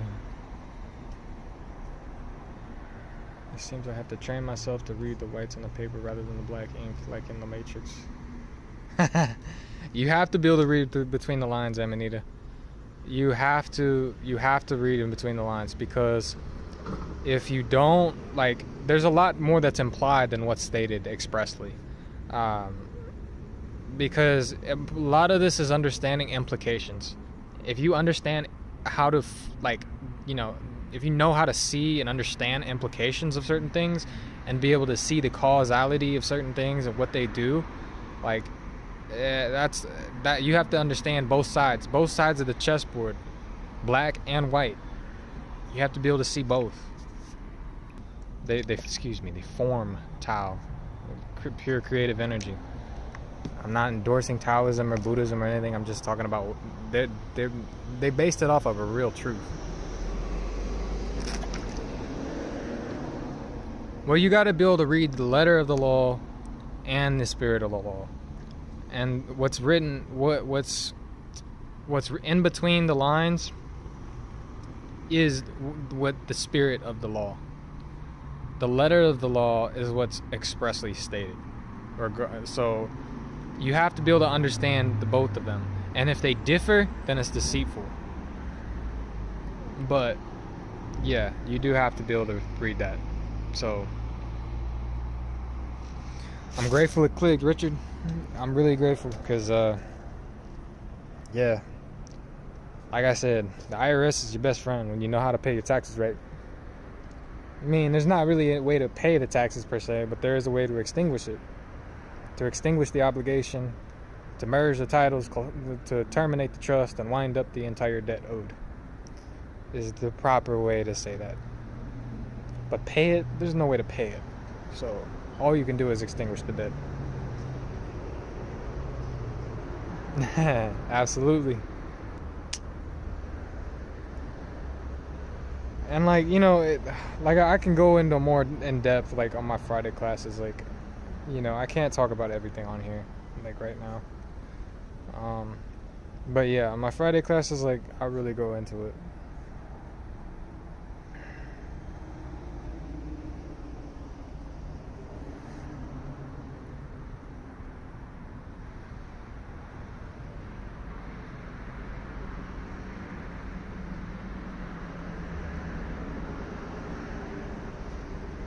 So damn, I'm so grateful. I'm so grateful. Well, let me know what other questions y'all have, because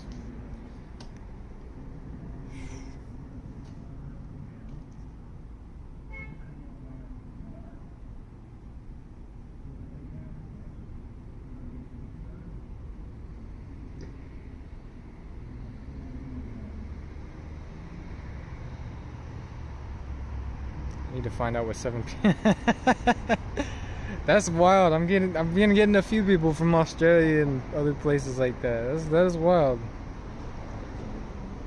Yeah, I know.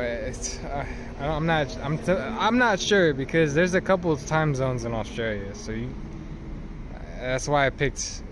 That's why I picked 7 p.m. Eastern, because most people, even because of the markets, most people are used to the Eastern time frame. So.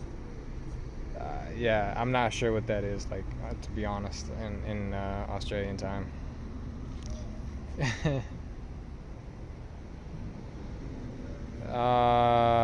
Although I don't endorse the New Testament, the quickest way to settle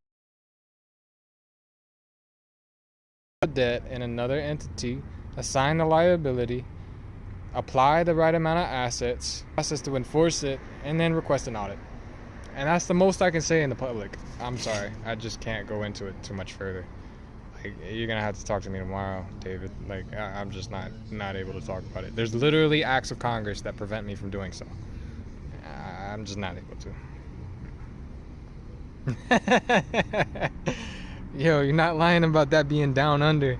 I don't know. Everything out there, you got to worry about giant spiders, giant snakes, giant monsters, snakes in the toilet, everything trying to kill you down there.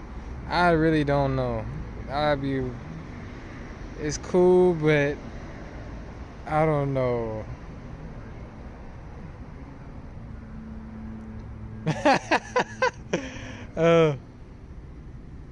That's wild. That's so wild. Y'all got the crazy level of animals and beasts over there in Australia. Yeah, I'm cool. Like, yeah. It's just the bugs on TikTok I've seen. The crazy levels of bugs and stuff like that in Australia. I don't know, man. That's what I'm saying. I'm like, there's so many crazy levels of bugs, snakes, and spiders, and monsters, and no exaggeration on the monster part. Like, there's some wild stuff over there.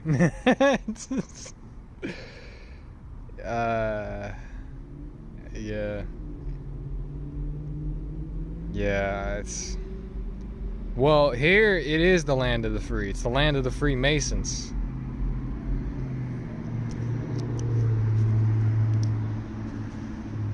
That's what it is. The land of the Freemasons. That's what it's the land of the free of. Yeah.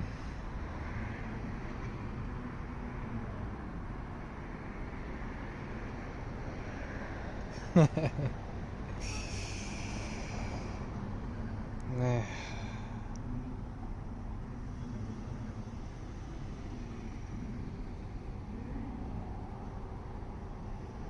Mm, mm, mm.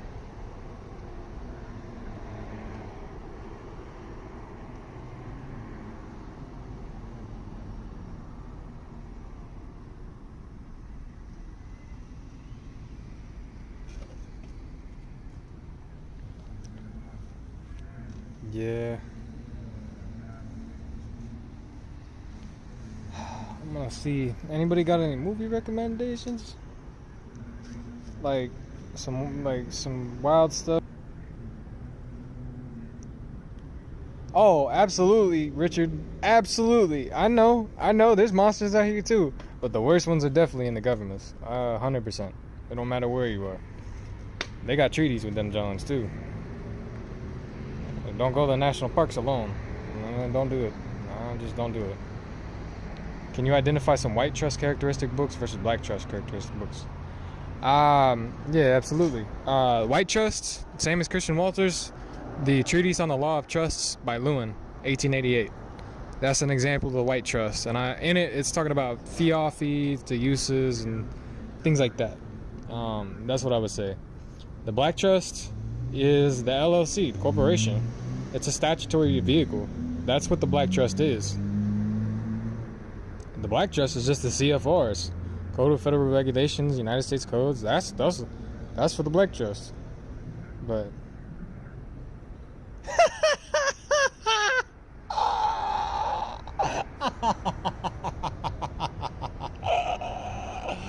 oh man. Hey yo, Ghostsmith, you got the jokes. Yo. Oh my word, that is funny. Yo, I gotta screenshot that. That is hilarious. One of them nigga USB. Hey yo. Man, the USA is just the Roman Republic. Man, you ain't going back far enough. You gotta deal with the lands of Shem. Right. There we go.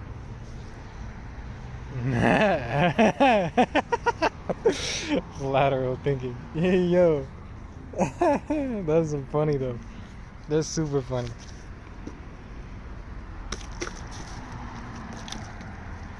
I'm definitely gonna use that line.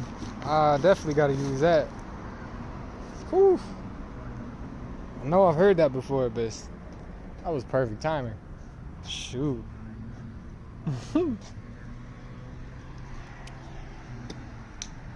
That was gold. That was real gold. I see you over there, Ghostsmith. Oh man, that's funny.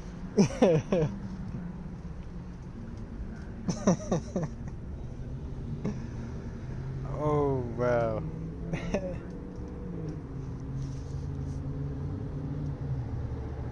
Yeah.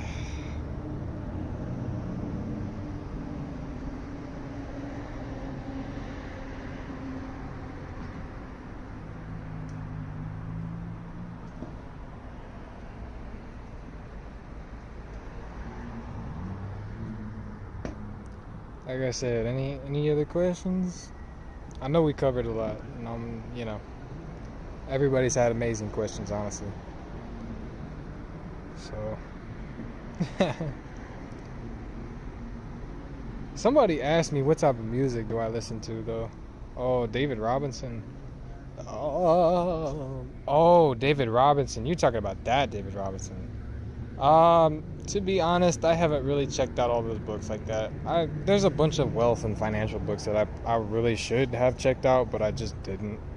I've read a few key ones. Like, I really got most of my stuff from scripture. Like, I know there's Rich Dad Poor Dad and a bunch of different things. But like I said, most of the stuff I've read has been in the law or when I was younger, like a fiction book or the scriptures. Like I've spent most of my time like that, especially the last 5 years studying. Like I've had my head down in the books and the law and equity. That's really where it's been. I to be honest, I've heard a lot about it. I know it's supposed to be a good book and all that. I just haven't read it, to be honest. I'll be 100 with you. I haven't read it. I've read the 7 Spiritual Laws of Success. That is like one of my favorite books. Aside from scripture, that's like one of my favorite books of all time. Like, go read that. The 7 Spiritual Laws of Success. That changed my entire mindset, mentality, like literally within the course of like a couple hours. That was gold. I'm grateful for my associate that told me about that. Exceedingly grateful, because I was pretty down before I read that. Oh, which one? The David Robinson's book or the 7 Spiritual Laws of Success? Because I know that's a good one. It really is.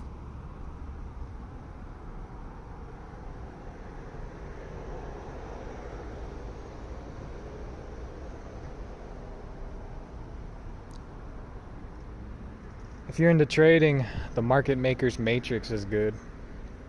I've read part of that.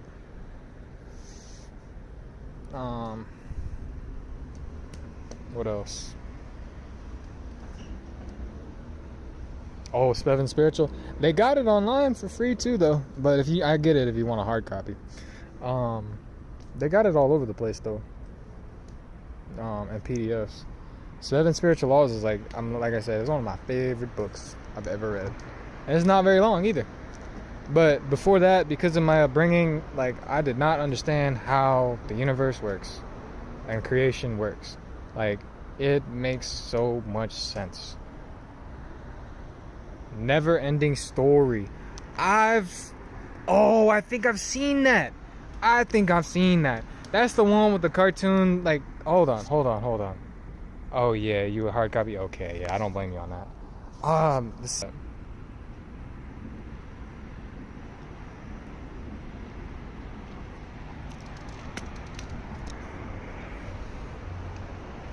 That's wild, yeah. That was a good movie, a little animated. Yeah. Yeah, it was. I watched it when I was younger. It's just like not my.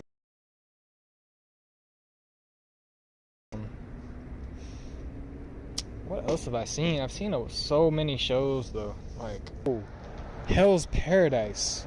Hell's Paradise was an anime that would. I'm gonna have to make some more time to read certain things. Sheesh. I've been so busy. I'm telling you.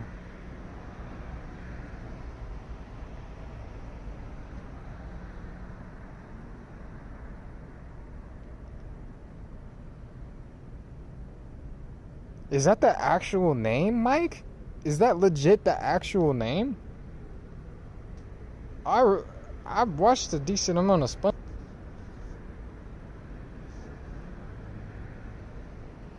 That's wild.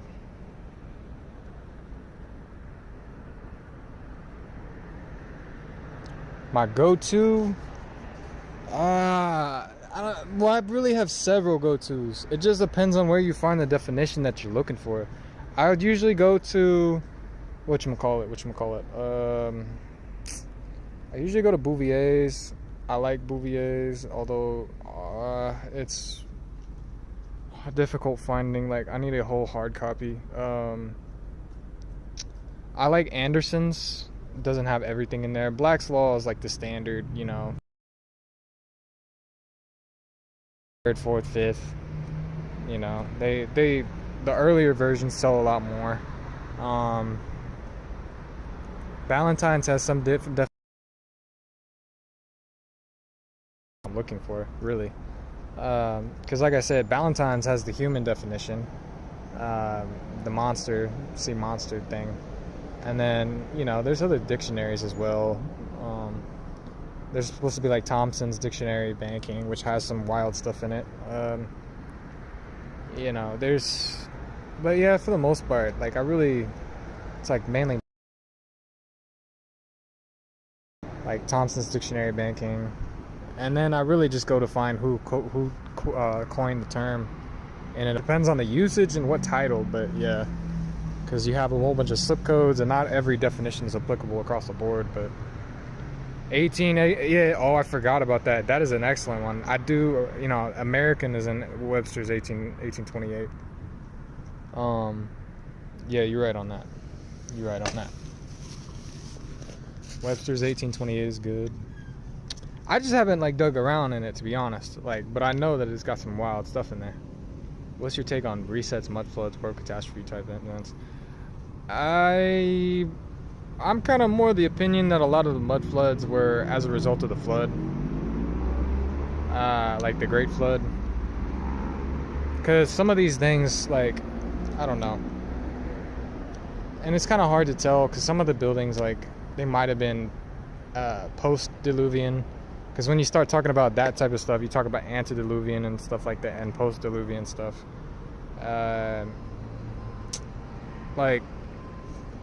Mud floods, I don't know. I'm not with the way that they say it, because they're trying to say that Tartaria was everywhere, which was just the Tartar Empire, which was Tartary, which is all the way. It's just Russia. Russia, Mongolia, Mongolians are Scythians.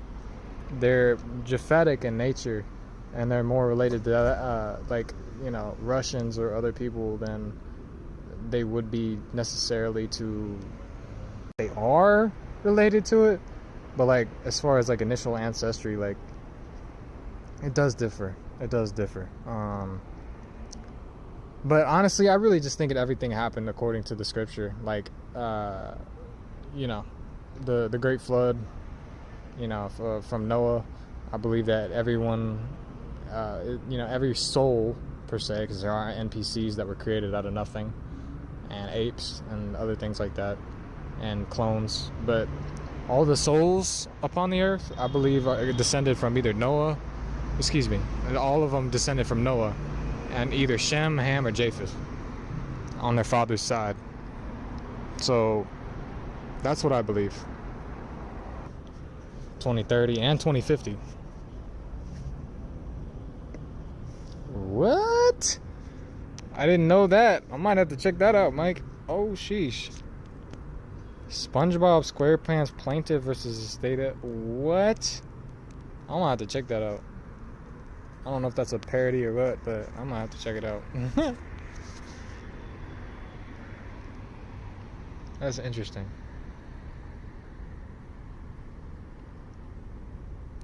Yeah, I found that out in the Roman canons, Goldsmith. I'm not even gonna lie to you. That's wild that it says that in 1828, and that's good. I'm making note of that, cause I didn't know it said it in there. I knew it said it in the canons, which are considered technically proprietary, but how can you have it proprietary if they rule the whole world? That's kind of fraud. But that's wild though. That's good to know. I'm gonna have to get the whole thing on the archive or something like that. Let's look around for it.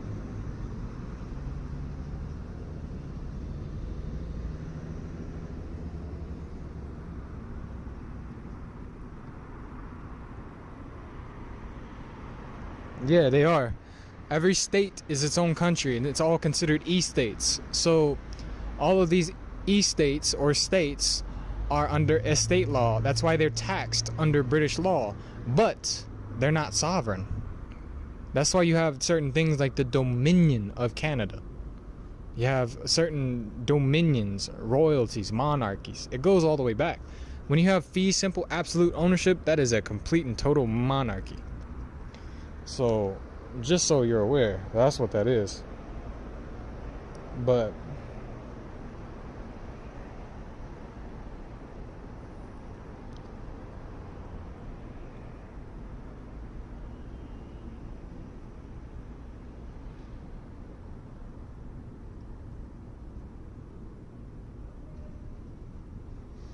yeah.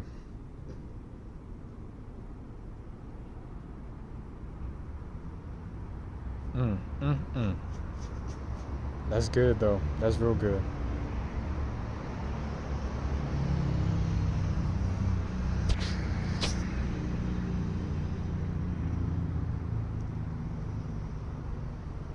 That's what's up, Richard. That's what's up. I'm glad, because once you know how to, you have to really, these are real spells, like literal spells, like grammar, like French for grammar, or grammarly, the book of grammar, is literally grimoire in French. Grimoire is a book of invocations for demons. Like, they're literally the same thing. And I talked about that in the last video too, but that's literally what they are. Yeah. Oh yeah, absolutely. Roots run deep. You gotta have that thing. That's a key. That's a key part. Because how else are you gonna pay the taxes? You got to. How else are you gonna request an audit? You gotta have that for the estate. If it's already taxable anyway, you might as well get one. Get the recoupments on it. To check that out, Mike. That as well. Of affairs. Which is why they want to handle your state of affairs, your current mental state, because they want big government. They want to govern your mind. They want to control you. Because they bankroll the cases and make quite bits of, like, absurd amounts of wealth. Yeah, but you're absolutely right, Richard. That's exactly what it is.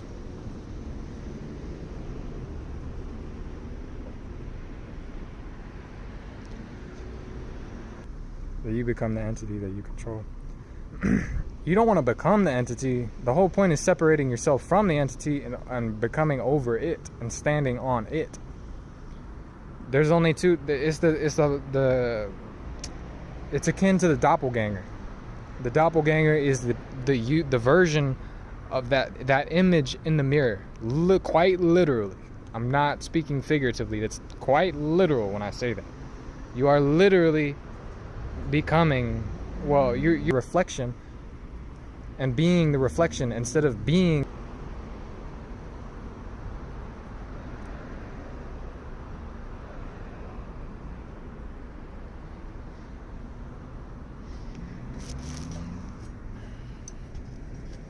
Awesome. Like, everyone. I'm grateful. Everyone's been putting awesome stuff in here. For real. The estate became the entity, not me. Yeah, exactly. You're the executor or the executrix. Executrix is for women, although you still have to use technically the office of executor. But that's what you are, like the executor. So you're the executor of your estate. So, when you do that, that's the keyblade that I keep talking about in Kingdom Hearts. The keyblade to unlock any door. What door you choose, now that's the question. But, the keyblade is the power, like the power of executor, the ability to execute any fiction. That's what it is. That's what the keyblade is. That's why in Bleach he could kill hollows. He could kill corporations. Destroy those empty spirits, the nobodies. That's why he could slice them in half with the Zanpakuto.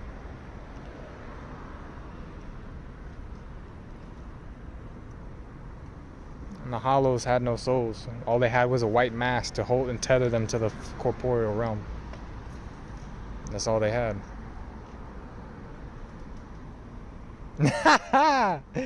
Hey, like I said, it's back to square one to get out. It's like baseball. That's why it's who's on what. No, who's on first, what's on second, I don't know's on third. Today's pitching, tomorrow's catching. That's Abbott and Costello. I would look that up.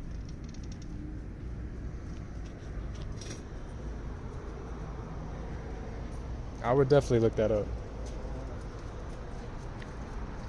Like I said, I'm one step away from it, so I'm gonna tell people what I've known from personal first-hand testimony. So I'm not gonna tell anybody to do something that I wouldn't do myself.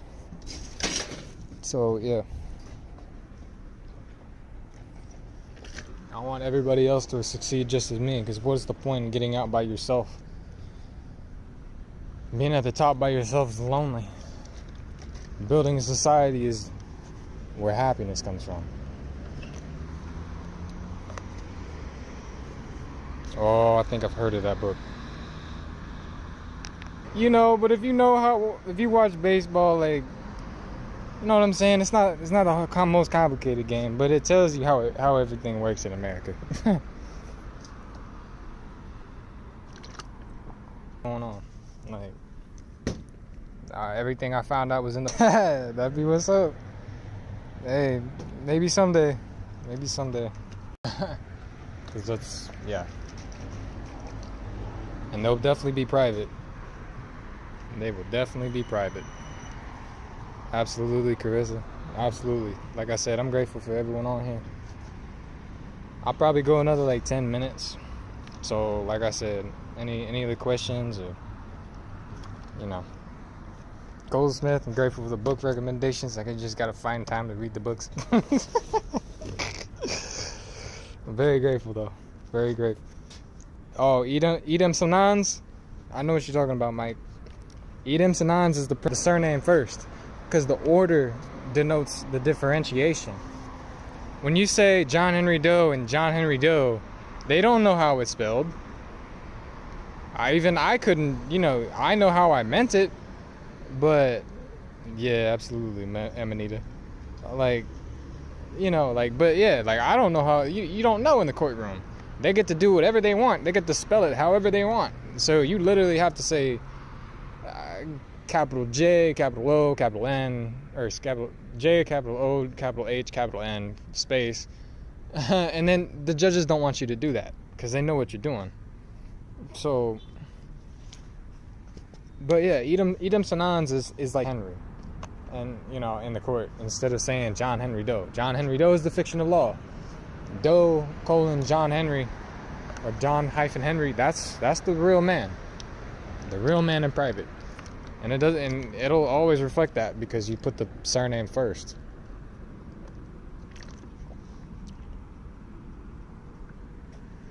Absolutely, Richard. Good to have everyone.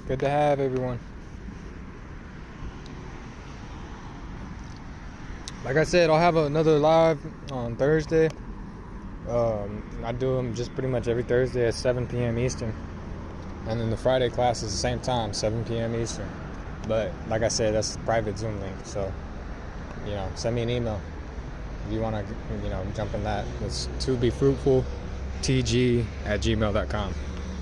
So, and that'll be, yeah. Do my best to respond as soon as possible. So, let me know.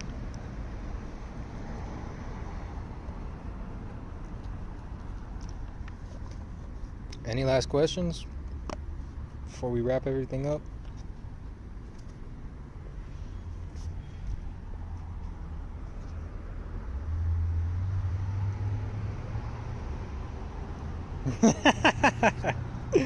Yo, Goldsmith's got the gold there. You got them gold nuggets over there. Shoot.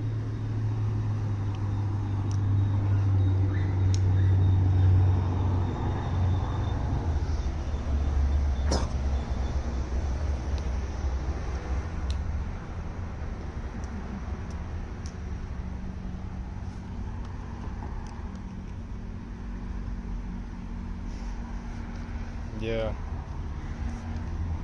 I am doing consultations. I'll fit them in wherever I'm able to. I've been doing a lot. I've been looking into mortgages. I know how they operate. I've had a couple bankers tell me that the process that I'm implementing is correct. So I've been looking into that. So, you know, a couple people in the class that I've been looking, you know, helping with. Yeah, I've been doing a lot of trusts. So, like I said, if you want a private trust, I do know how to set it up properly. Not all 9/8s are created equal. And having a 9/8 trust that it does not have to file a 1041 is what I know how to do. So, courtesy of people like Christian Walters. MERS, yeah, I haven't looked into MERS as much. like I said, I'm handling it from exclusive equity, like a side of exclusive equity. Just like I said, terminating the existing obligations, assigning the liability, and extinguishing the debt, and then properly taking care of the title thereafter. That's how I'm coming about it. But yeah.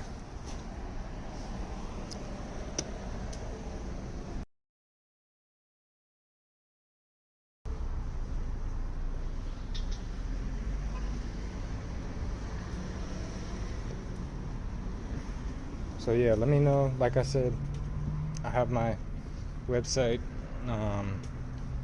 pretty much in the description of just about every video. So I think I put it in the last video too. So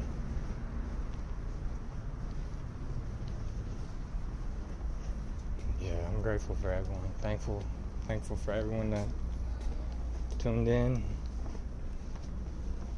It's always good to see I got people from all over doing their due diligence.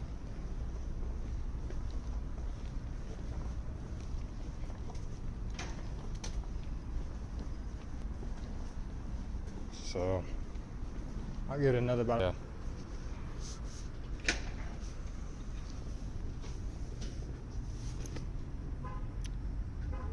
yeah, it's the same book, just a different title for some reason. Okay. Absolutely. Thank you, Amanita. It was wonderful having y'all on.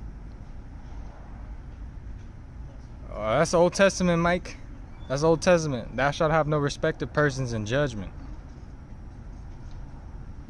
They got that from the OT. The Torah and the Tanakh.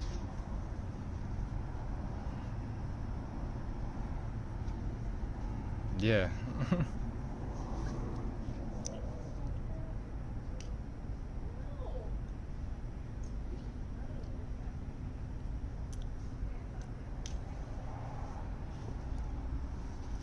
So it was awesome.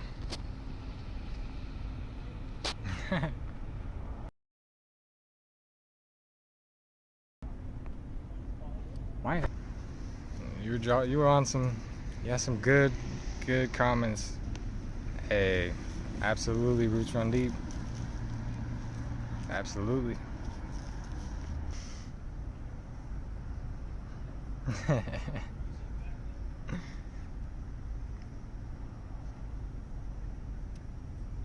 Yeah, it's seeking the Most High and studying exclusive equity.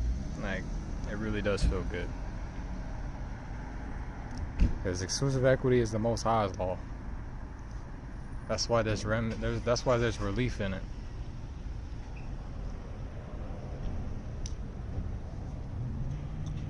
So, like I said, I'll have that class tomorrow night. So that'll be something there. I know it'll be a good class. So,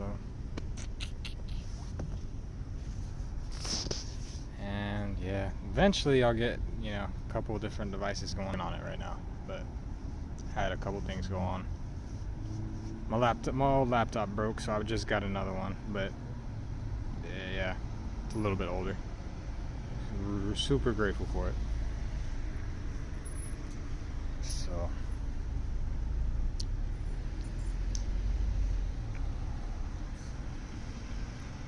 but yeah, eventually I'll get it done.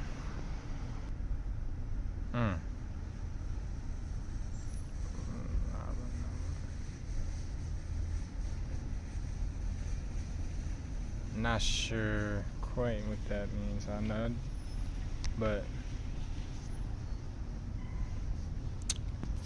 yeah, all praises to the Most High. All praises to the Most High. So, absolutely. Thank you, Carissa. It was good talking with everyone. So, alright then. But yeah, like I said, you want a consultation, like I said, my link is in my, to my website is on the last video. I have, fill out the contact form, all that. If you want to join the class, like send me an email. And I have that also in my last video. I'll have a couple different things going on. Hey, I'm grateful. Roots run deep. That's what it is. Remedy is at law, and relief is in equity. That's why I want relief.